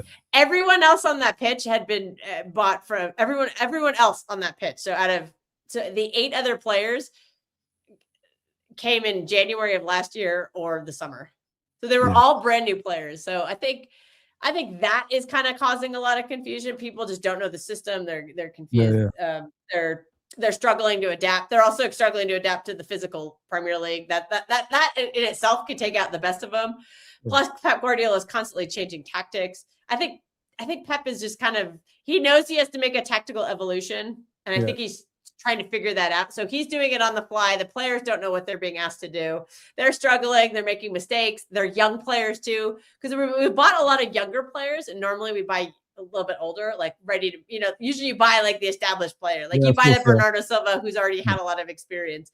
We've been buying a lot of really young players, Kusanov played 15 games for Lens before he came to City. These are just very young 20-year-old players, 1 or 2 professional seasons, if that, and they're very early in their development stage, and they're and then they're being thrown into an adverse situation where the tactics are changing, and there's just there's just a lot going on, and I think it's just been a recipe for chaos. So that's kind of what you've seen for the past 18 months. A lot of it's very unpep-like. I think he's building for the future, Kels, to be fair. I think for the next manager, I don't think he's going to be here very long. You might not believe me on that, but that's the way it looks to me when I'm watching it. That's the talking point today. There's been a lot of smoke. All the journalists are saying he's going to go. And I'm even starting to hear, some of the boots on the ground express some caution, being like, well, I don't know. And I'm like, ooh, that's the first time you said that. That's a little nerve-wracking. No, we'll see. I don't know. Pep has never broken a contract, so maybe he'll stick it out because his contract runs till next season. So maybe he'll do that. I'm not sure, but he's earned the right to go whenever he wants to go. Oh, 100%. So we're gonna do the lineup for you. Obviously, Donnarumma is gonna be the goalkeeper, right? Yeah, it'll be Donnarumma. Who's the right back? Nunes. Okay. I think center back. I think Ruben Diaz is going to be thrown back in. Oh, damn, he's back already? Yeah, he was on the bench yesterday. I think they're just going to throw him in. Because Danfield, I think they'll just throw him in. And then I think Mark Gahey will play as a left-sided center back. Okay. Left back. The only thing I'm not sure about is the left back. I'll say it's probably Nico O'Reilly, but Nori has been performing very well lately. I thought he was very good yesterday. And since he's come back from AFCON, I think he's playing more in the team, but he's not very good defensively. He's basically a wing back playing as a left back. But don't you think O'Reilly had a good game against Salah at the Etihad? I think he did, yeah. So I think that's why. Actually, I don't remember. I was on vacation during that game, so I had to watch a I replay remember, of it on yeah. my phone. I think he's the better defensive of the two. Nico Riley is, so that's probably who they'll play because Nori is just very poor off ball. He's And an attacking fullback in the Kels. yeah, so I think you'd want to put a more defensive-minded player in there because it is Anfield and there's going to be, Liverpool will be attacking quite a bit. So I Is he think going they'd to play? prefer to go with a stronger defensive option. Is he going to Yeah, play? Rodri will play. He'll start. Next Bernardo game? Silva might not play. Oh, damn. That's a shock. Yeah, he had a hamstring injury, and that guy's never injured. So that's kind of like, whoa, he's injured? That never happens. Pep said yesterday, or his pregame, he said it's incredibly doubtful for Anfield. That could be mind games because Pep does that, but what would you go with? This is the game I'm playing Rodri and Nico Gonzalez together. I've Double been crying pivot. for it all season. Yeah, I'm putting those two together like as a pivot. Yeah, but they can both be eights. One thing people forget about Rodri is also a world-class 8. He's a 6 and an 8. Yeah. He's a world-class 8. So I think the dynamic is one could stay back, one could go forward, and they could switch. So that might confuse. Yeah, that could confuse their, who do I stay and defend? And Nico Gonzalez is an 8. He's been training to be a 6 for about a year now. And he's improved quite a bit. But and also if it turned into a basketball game, Nico G is a little more suited to that. Because Rodri is coming back. His fitness is still a little questionable. So this is where it gets a little tricky. Yeah. Would Foden play in this game? Super tricky. Who? Foden, would he play in this game? Who would be in the number 10 role? I just don't know. This is where it gets so tricky because there's so many combinations that we could think of because I don't think Tijani Reinders is going to start. Yeah. I think it's going to be... Oh, God. I think it could be... I really want it to be Marmoush, but I have a feeling he's going to get benched. I could see a scenario where Semenyo plays on the left, Holland striker, Ryan Turkey right wing who inverts. Yeah, and then I could see Foden being the 10. Yeah, maybe this is the game, innit? Maybe this is the game. And who do you say on the right? Ryan Turkey. Ryan Turkey. Because then what can happen is it can turn into that. We've kind of been playing this like 4-2-2-2 thing. Yeah. So you could have Turkey invert next to Foden and then have Semenyo invert up to Holland and do that. And then you could have a nice box midfield. I think that'd be a pretty decit box midfield. This looks quite good. You know what I mean? Something like this, like off the striker here. These two, obviously double pivot. Jerky wider instead of like. Well, Turkey on the right wing, he tends to invert into the middle. Yeah. So it could be kind of something like Turkey. Well, he'll start out wide on paper, but he won't actually be a touchline winger. He's not. None of our wingers really suit being a touchline winger except for Savinho injured. So even Jeremy Doku struggles as a touchline winger. He's better when he inverts into the middle and creates. Yeah. So. I like what I think. That's going to be my prediction, yeah. Because, like what you said with these two, they could have that relationship with Foden as well. I mean, them three, connecting with each other. If you know what I mean. So forming triangles. These two retain the ball. Foden is going to be there in it to claim the ball a lot. So they'll just give him the ball, and as soon as you guys attack, Kels, Rodri can be there. Look at that. And then you can stay back. Yeah. And then vice versa, that can happen as well. Yeah. So the more attackers you have, the more threat you will be. If we don't do low blocks, as you know, Kels, we're quite defending anyway. But the more attack that you have, the more frightening you'll be. Because look, you got options everywhere in the attack, and there's always someone spare at the back in case the ball comes over here to retain it for you guys, or do that tactical foul. You know what I mean? So yeah, I think that's a good team. I wouldn't argue. If I was Man City, I'll go with that. I think that would be. And you got obviously him taking care of Salah. It's not Salah of old, of course. And then you got Nunes with Gakpo. He did all right last game. And what I liked about Nunes in the last game against Liverpool, he was up and down the pitch, and he put that cross in for Haaland, to score that header as well. Remember? Yeah. So he can do that. He can do that. Yeah. And he's people underestimate his pace. He's very pacey, Nunes. Yeah, Nunes. Yeah, Nunes is very pacey, and that he's actually been bailing us out quite a bit during that one of those games. I forget, was it yesterday or was it the Spurs game? Like he made a really good defensive play by sprinting back. So that, I mean, it's not Kyle Walker pace, but he's got average pace. Like a pace. Yeah, he's got pretty. Yeah, him and Nico Riley are the pacier too. One thing I do get nervous about is Gahey and Diaz combined. I don't think that's pacey enough for me. Yeah. But the problem is Husinov is not going to start over. Or he's not going to start over either of those two. Not when they're healthy. Yeah, man. Haaland's going to give him problems. I think he's had enough rest now, Haaland, to come back and start performing. I think this is normal circumstances, Kels. This is the time Man City go on that run. You know what I mean? When they start winning games again and again. That usually starts right about now. So yeah. I don't know. It's Anfield. Everyone just has the excuse like, well, it's Anfield. We never win there. And I'm like, never know. Well, that's defeatist for me. I just. Yeah.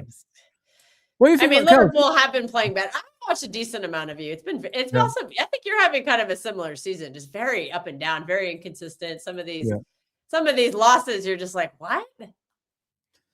But you are getting players back into form. Like, I really like the dynamic. I want to ask you, Kels. Yeah, from obviously just from a neutral point of view, outside point of view, what do you think of Liverpool's season? This like, is it a transition season, or is it a complete failure for what we built from last season? If you look at it from your side, because you see the signings we made, some stuff happened obviously in the summer. A lot of players have left. A lot of players have come in. We reduced the squad as well. Don't forget, I think 7 came in and about 9 or 10 left. You know what I mean, Kel? So you reduced the squad anyway. So how do you see it if you're judging on Liverpool this season? I think it's a couple of things. I just think that when I look at the profiles you recruited, some of them just don't make sense to me. Like, I really like the Ekitike signing. I was a little kind of hating on it at first, but I think he's been very good. Yes. So when you signed him and you saw how he started out, I didn't understand why you signed Isak also. Yeah. Because that just seemed like you were signing him as a name just to sign him. I didn't really see the profile because you'd already signed a striker, and you did pay a lot of money for him too as well. Florian Wirtz, I think, has kind of he's been up and down. I think he's looked a lot better lately. Again, like you said, it can take up to a year to kind of remember when I was saying that. Remember when they were all having a go at me at Judge Mo's channel when I said like don't sleep on Wirtz. I said he's young. He's only 21. It's always going to take him time, especially with that age, coming from obviously German football to Premier League football. Not many players that come from German football succeed straight away, as you know, Kels. It takes them time. I think French is more suited to the Premier League than the German league. If you look at the French players, they're always settling, don't they?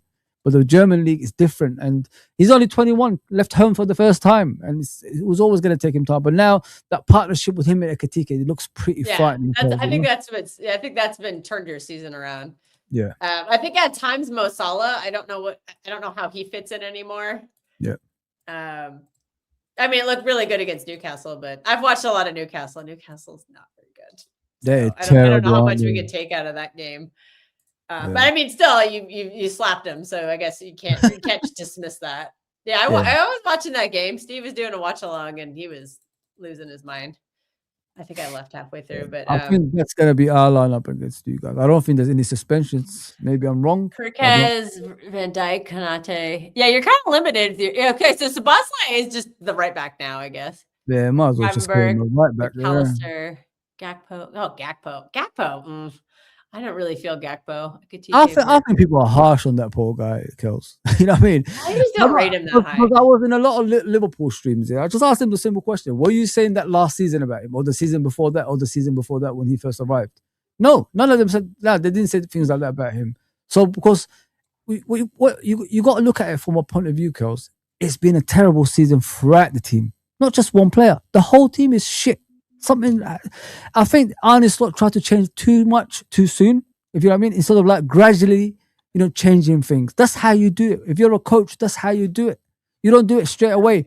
With Arne Slot, the issue that I have with him, Kels, is he fell for the trap of rivals, if you know what I mean. Because when you go to press conferences, Kels, you've got Man City fan there, you've got Man United fan there. They're gonna ask you those difficult questions when they keep asking you the questions of, but you won the league with Jurgen Klopp's team. But you won the league with Jurgen's formation. You know what I mean? When things like that keeps being asked, and you have to answer it. He just fell for that trap, and all of a sudden this season, instead of like waiting a couple of years until he transitions to the way he wants to play, he done it too early and he messed up the whole season for us. That's what I think. I think he just wants to get rid of the Jurgen stuff right now, and he messed up the whole season.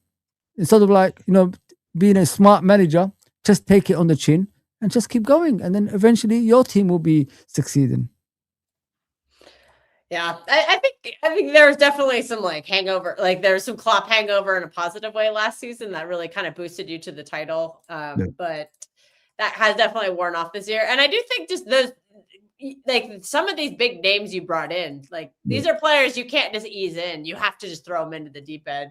I know he caught a lot of flack for benching Verts, but that was probably the right decision in the end because he wasn't performing. And I know there's probably a lot of pressure on him, 100 million plus signing. Of course, Start him every game. But when he was struggling, sometimes you have to just take him out of the limelight. And that's a difficult thing to do as a coach. But maybe that's paying the dividends now. And he's found his confidence. He's performing better. Like, I think he just got nominated for player of the season. So clearly he's found something and he's, able to find his like form again. And positively contribute to the team, which he was not doing earlier in the season. Like he was kind of looking like a liability. He was lost, but I mean, that is normal. New players are going to do that. It's not like he's not the first and he won't be the last. And, Jack Grealish lost £100 million player for a long time too. No slandering on him. I'm not trying to slander him. I mean, I do think he's a very good player. And he's starting to show his quality now. And I like you said, I really like that link up with him and Ekatike. I think that's your next generation right there. And we'll just see. Yeah, there's still a lot of recruitment to do though, because unfortunately some players in the midfield are not performing. Like I think McAllister has looked very poor this year. I haven't really seen him stand out like he has in the past. So he needs to refine whatever's going on with him. I don't know if that's him or if that's Slot's tactics are just not suiting him. So, but I think once you get this manager thing figured out, it seems like there's just something going on there. And like, Kels, do you rate Arne Slot? Do you rate him as a manager? I mean, I'm always gonna pay attention in a neutral way, of course. But I'm saying, like, if you was thinking, like, without the anger towards Liverpool and all that stuff, hatred and all that. Don't know what his football style is for me. I just haven't because last season was kind of a little more Kloppy. I'm just making up words here.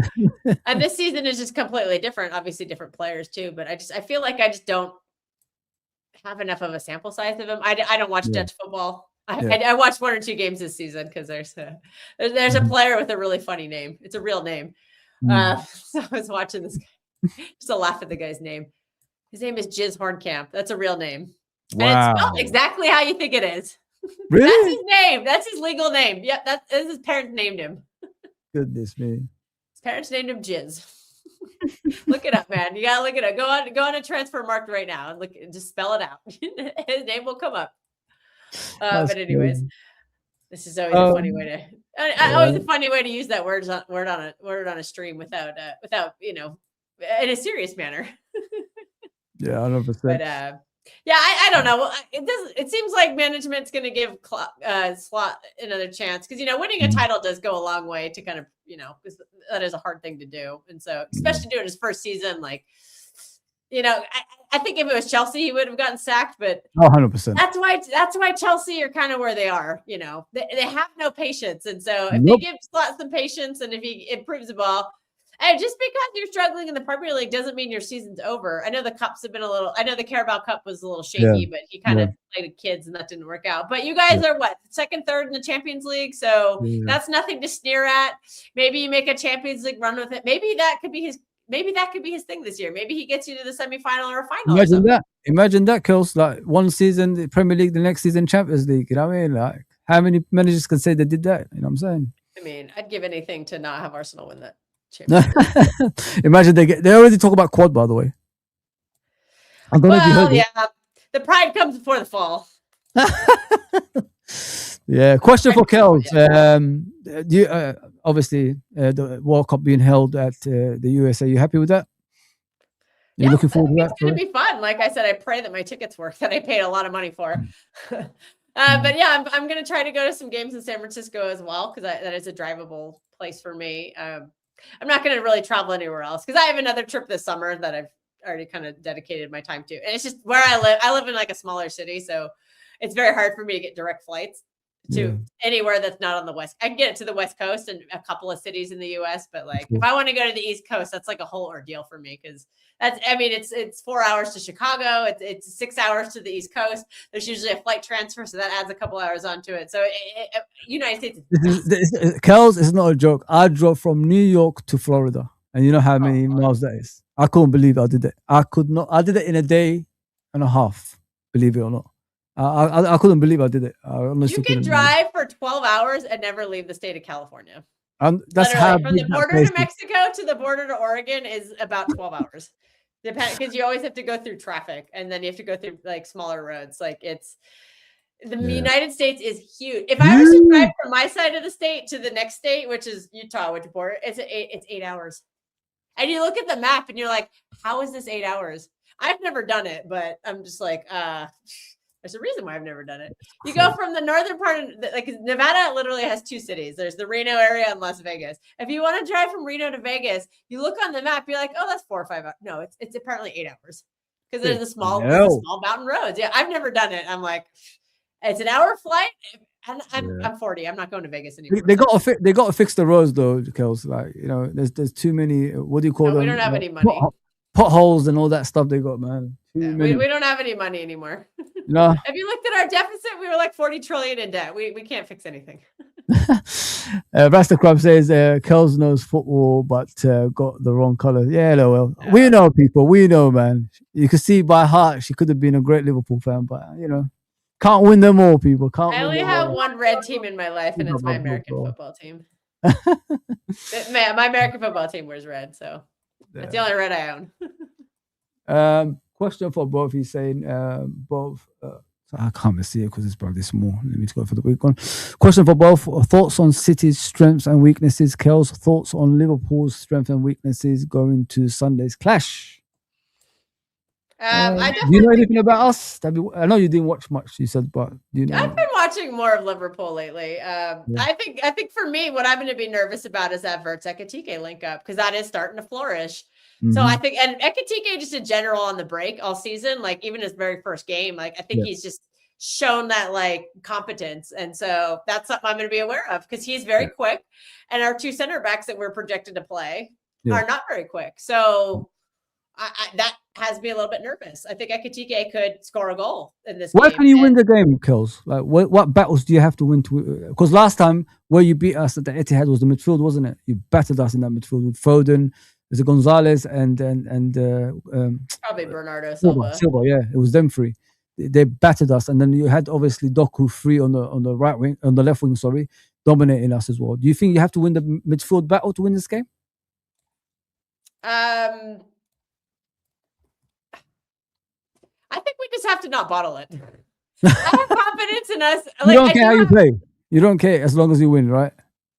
Yeah, I don't care if it's disgusting football. I don't care if we low block you and everybody whines, be like, "How you doing that?" And I was like, "I just want to win a game." I don't think the only game at Anfield I think I've seen as a win was the COVID game when there was no fans. There's no fans. Yeah. That place has been the house of horrors, but you battered us that game. Allison had a bad game. I remember that game, man. Oh, I mean, that was just a weird time. You're like, what are we doing? Like, what is this time? How are we playing? Yeah, it was so weird. There's like light up fans or something, or like t-shirts on the seat trying to imitate it. Dead silent. So I think we lost about 6 in a row that season at home as well. Oh my God! It started with Burnley. I remember. I mean, I don't want to be afraid of this because, like I said, I have watched a decent amount of Liverpool, and I've seen you guys have some just like some of these games at Anfield. I'm just like, Burnley's coming in there, or not Burnley, Leeds United's coming in there and getting a draw. I was there, Kels. Nottingham Forest is bitch slapping you at home. I'm like, what? I was like, well, if these teams in the bottom half of the table could go get a result, I was like, I should hope to get a result, but I don't know what it is. We just cracked the bed. Like Pep is scared of Anfield, and the players are too. But maybe the fact that these are all brand new players, maybe that will make a difference. I'm not sure. Maybe they won't be scared yet because they've never experienced it. But I'll hold on to hope for that one. But listen, if you win, you're still in the title race. If you lose, I think it's over. To be fair. That's what I think. I think even if we win, I'm very hesitant, but you know, I got $100 writing on this, so I would love to $100 writing on the league this year. So I'm like, come on, man, save this money. It's Arsenal. It's Arsenal, Kels. It's Arsenal. I mean, they bottled it at a certain stage. Remember, there was one season they were like, was it 95% of the league? They were top or something, and then you guys came in the last three. Yeah, that was the treble season. Yeah, we just came. And everyone's like, "Oh, the only reason that happened is because Saliba got injured." But then someone told me that I think it was Judge Mo. He said that the treble team is some of the best football he's ever seen in his entire life. So, but he also said it was because Saliba got injured. So I'm like, well, because he got injured or because we played better. Like I can't get a straight. Make up your mind, Mo. Yeah. I think it's very clear that team was elite and one of the best teams like of all time in the Premier League, you know, because they won a treble. That's never like that doesn't happen. Like that's twice.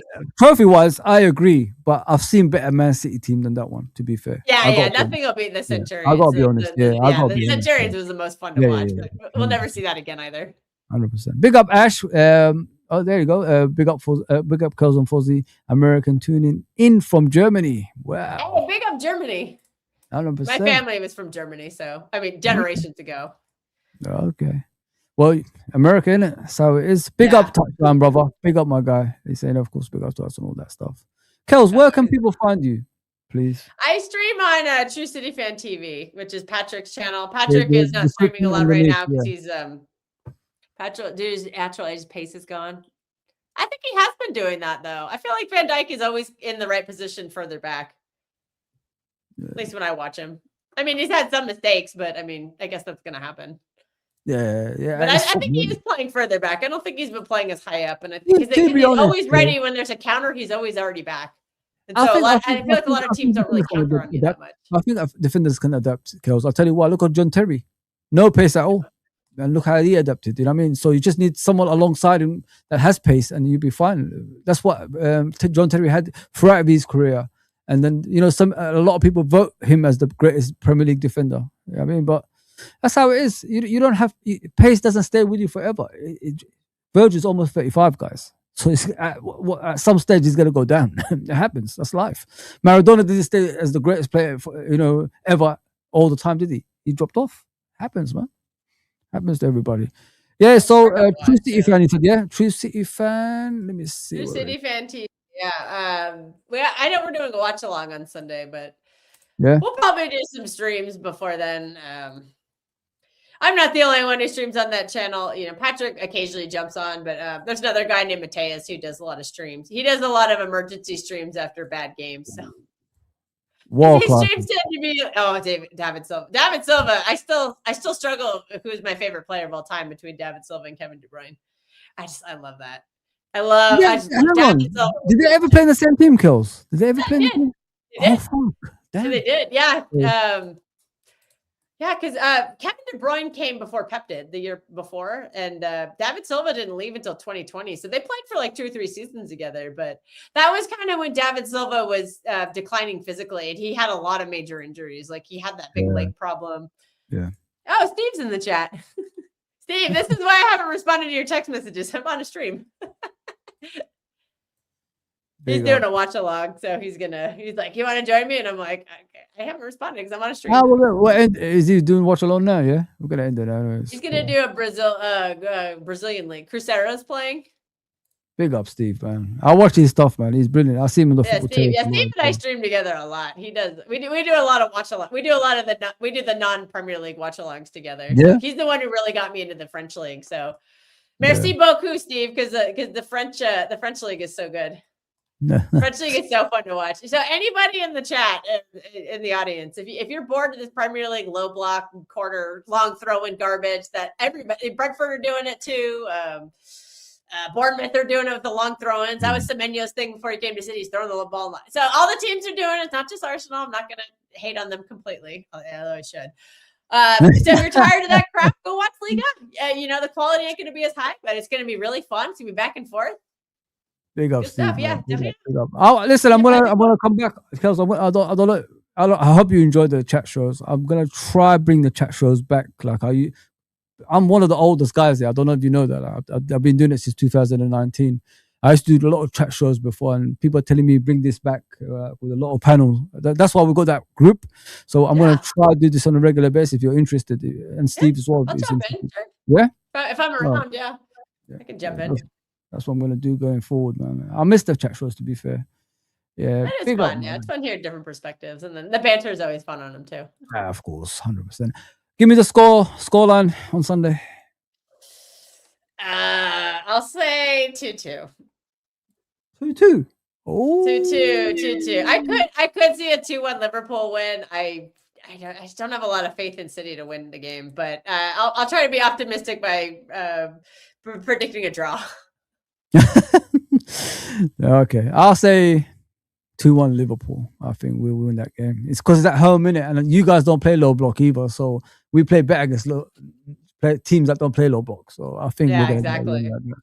Pick up Brian, my guy. It could be a basketball game, and that makes me nervous because I don't think we handle the basketball games right now. We call them the back and forth games, and I've seen you be susceptible to some of those this season. So with mixed results, so I don't know what's going to happen. Steve says 1-1. 1-1. Oh damn! Steve is also picking a draw. Yeah, I think he wants to pick a City loss, but he's trying to be nice to me. Oh my gosh, what is he saying? Question for do we see Szoboszlai in a right back or in midfield? And would you start Jones over Mac? I would never start Jones over Mac. Mac is my guy anyway. I'm the only McAllister fan out there, but I think Szoboszlai is going to start as a right back because there's no right backs left. I mean, Gomez is coming back on the bench. That's about it, really. Oh, Gomez is back. It might be better if he's injured, though. He's not very good. He's going to go at the end of the season. I've had enough, Kels. I can't watch this anymore, man. That's too many years. He's the longest serving Liverpool player, Even if you had the old players like Mane, still him. It's crazy. Kels, thoughts on the way you score goals, even more so now you have Semenyo? I mean, I don't think it's going to be that different. I mean, I think we're still going to try to feed Holland, and then Semenyo could clean up some of the scraps. But this 4-2-2-2 thing, I think, is it's slowly emerging. That's probably been the most consistent thing we've done all season. But if it turns into a basketball and it's back and forth, I don't know. Semenyo might be able to score some. I want to see Semenyo and Holland run. I hope Marmoush is in there. I don't know if he will be, but I just want to see these guys run. And I know it's difficult to do because we just don't have the midfield. That's what makes it back and forth. We don't have the midfield. We don't have a lot of dual winners or tacklers, so that has had a struggle. But I think Semenyo is going to help because, like I said, our wingers have 1 or 2 goals in the Premier League this season. It's pathetic. So I think he's already scored 4 goals for us in 5 games. So it's crazy, isn't it? Yeah. We'll take it. Yeah. Just keep doing what you're doing. I think even though he's playing on the right, which I think he's better on the left based on what I saw from Bournemouth, but he's still making an impact on the right. He's still doing things. I don't think he technically got the assist yesterday, but he kind of could have on that Tijani goal. But I think he's a threat, and that's going to help. If he's a decoy, I think that'll help because it'll take pressure off of Erling Haaland. But I like the signing. I like what I've seen so far. It's only going to get better, I think. And maybe that is kind of the way we get back to that. It won't be a carbon copy like Aguero, Sané, Sterling, but maybe it could be the second iteration of that. Who knows? Poor Steve. You guys actually, you're right, Steve. You're right, man. Yeah, Steve, we watched that game together. Remember? With Newcastle, was very sad after that game. Yeah, I think the thing with Newcastle, the issue they have is the signings, isn't it? If they made the right signings in the summer, they would have been in a better position. It's just the lack of signings that cost you, Steve. I think maybe next season you'll be better than what you are this season if you get players through the door, mate. That's all. They ain't much missing from Newcastle apart from a bit more quality in player wise, and that's about it, really. You was heading in the right direction. Was it last season? It's just this summer just stopped. That Isak, incident and all this stuff stopped your momentum. But I think next season you'll come back 100%. Yeah, because he fit that system so well. Isak was thriving last year. People were saying he's better than Haaland. I was like, wow, whoa, chillax. I remember. Chillax. I remember. But that hurt a lot. But they still have that really strong midfield. But the problem is that midfield's not staying healthy. And I know Steve is worried about Tonali leaving in the summer. So that could further derail it. But they did make signings and they did spend a lot of money, but I just don't think they spent it wisely. Like Elanga at like 50 or 60 million. Yeah. I don't think he's been any good. Voltamata has been, I mean, he started out pretty hot and he's kind of cooled off lately. So I think remains to be seen on him. But who's the other one? Jacob Ramsey, not the Jacob Ramsey, yeah. Yeah, I don't know about that signing. So yeah. Big up Brian, by the way. Big up my guy. Yeah. Oh, Brian, he's comes into my chat sometimes. Yeah, big up Brian. Yeah, there you go. He's saying big up panel chat. Man City save London football and beat Arsenal in the final. We'll try. Yeah, I think if they get the quad, Kels, we're all in trouble. Let me just. If you think like them talking about the gold one, undefeated one is something. Wait till they get the quad. If they get that, man, we're all in trouble. I'm not coming. I think that's very premature. Mm-hmm. How many times has Pep been on a quad? Never happened. Liverpool came the closest, and they still bottled the 2 big trophies. Yeah, they won the 2 domestics, but we did. I think it's just it's easier said than done. They also said they were going to get the Centurions, and they were also going to break Chelsea's defensive record this year. So far, 0 for 2. So they said they're coming for everything. They're coming for the treble. They're coming for the quad. They're coming for Centurions. They're coming for 15 goals conceded. Yeah, they're coming for everything. And I think they're seeing all these things that their lofty aspirations are for are very difficult to achieve. Crazy, isn't it? So good luck. Kels, we completed 2 hours, 2 hours, mate. I can't believe it. Did we? Yeah. Oh, wow. Yeah. It's already, wow, it is. 2 hours. That's crazy. Hey, it's a good conversation. So it's hard to, I also. Now I know why you keep nudging me to do a show with you. There you go. That's why. Damn it, man. I didn't, it's good. It's really, I also just talk a lot, so. Nah, but you know your football, man. Don't ever ever underestimate your football knowledge. You do know football because when I speak to you, like I observe things and I know football, of course. And when I listen to you, it's you're spot on. You're spot on, man. Don't let when you worry about that thing you was telling me before. In most, don't worry about that. It's just something that's jealousy. It's just a jealousy thing. That's what it is. I get that now. I actually get that on his show now. I saw the comments the day after. I said, "Wow, people." Yeah, well, I think there's a lot of. It's just it's rivals from a certain club who are just very insecure. Of course, so you know that. That's all it is. All right, all right, guys, we're done. I hope you enjoyed that. We gave you the scoreline. I said 2-1. She said 2-2. Hopefully we'll be back next week. I'm off Tuesday, Wednesday, Thursday. I'll come back with something, you know what I mean? But I'll be back tomorrow, and I want to listen to the Arnie Slot interview. I've heard there's some outlandish things again he's saying, so we're gonna check that out. But yeah, please subscribe to Kels True City Fan TV. City Fan TV. It's right in the description below. It's right in the description below. Please subscribe to them. Do you do a daily content over there, Kels, or is it? We do quite a bit. I don't think we're doing anything today though, because I'm just I've been streaming a lot, and you kind of hit the wall at a certain point. And also it's just been very trying again. I don't want to keep crying about the same stuff. So I just kind of didn't do anything today, even though like today was the day to gloat and everything, not gloat, but just to be happy. It just, I don't know, I just didn't do anything. We use the phrase touch grass, so definitely. I went out and touched grass a little bit today. Actually, I didn't really. I've just been cleaning my house. So I cleaned house. Are you going to go to the show, Steve? He said that he's going to do in 15 minutes. He said, I think. I'll probably show up. I'm going to take a little break from talking for now, but I'll probably jump in as watch along. No worries. That might be on. Let me see if I can find it on here. That might be on his because True City Fan TV has 2 channels. There's an extra channel, and then there's Strasbourg Steve also has his own channel, and so it looks like he's doing it on the extra channel and also on the Strasbourg Steve channel. So if you want to redirect to one of those, that would be greatly appreciated.